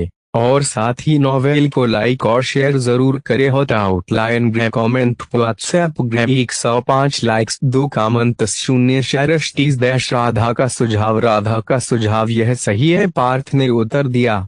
वह नहीं जानता था कि उसे हरिकेश से दुश्मनी क्यों महसूस हुई। अच्छा, 2 बार अच्छा कहने पर हरिकेश का चेहरा और भी ठंडा हो गया। फिर उसने पार्थ की ओर नहीं देखा। पार्थ थोड़ा चकित महसूस कर रहा था, क्योंकि यह पहली बार था जब उसने हरिकेश को देखा था। तो उसने कब उसे नाराज किया? दीपक पार्थ के पास गया और चेतावनी दी। हरिकेश कार्तिक असवाल का चचेरा भाई है और उनका रिश्ता काफी अच्छा है। कार्तिक असवाल का चचेरे भाई, कोई आश्चर्य नहीं कि हरिकेश ने उससे अपनी दुश्मनी जाहिर की। कार्तिक असवाल अपनी चोट के कारण अभी भी बिस्तर पर पड़ा हुआ था। उसका चचेरा भाई होने के नाते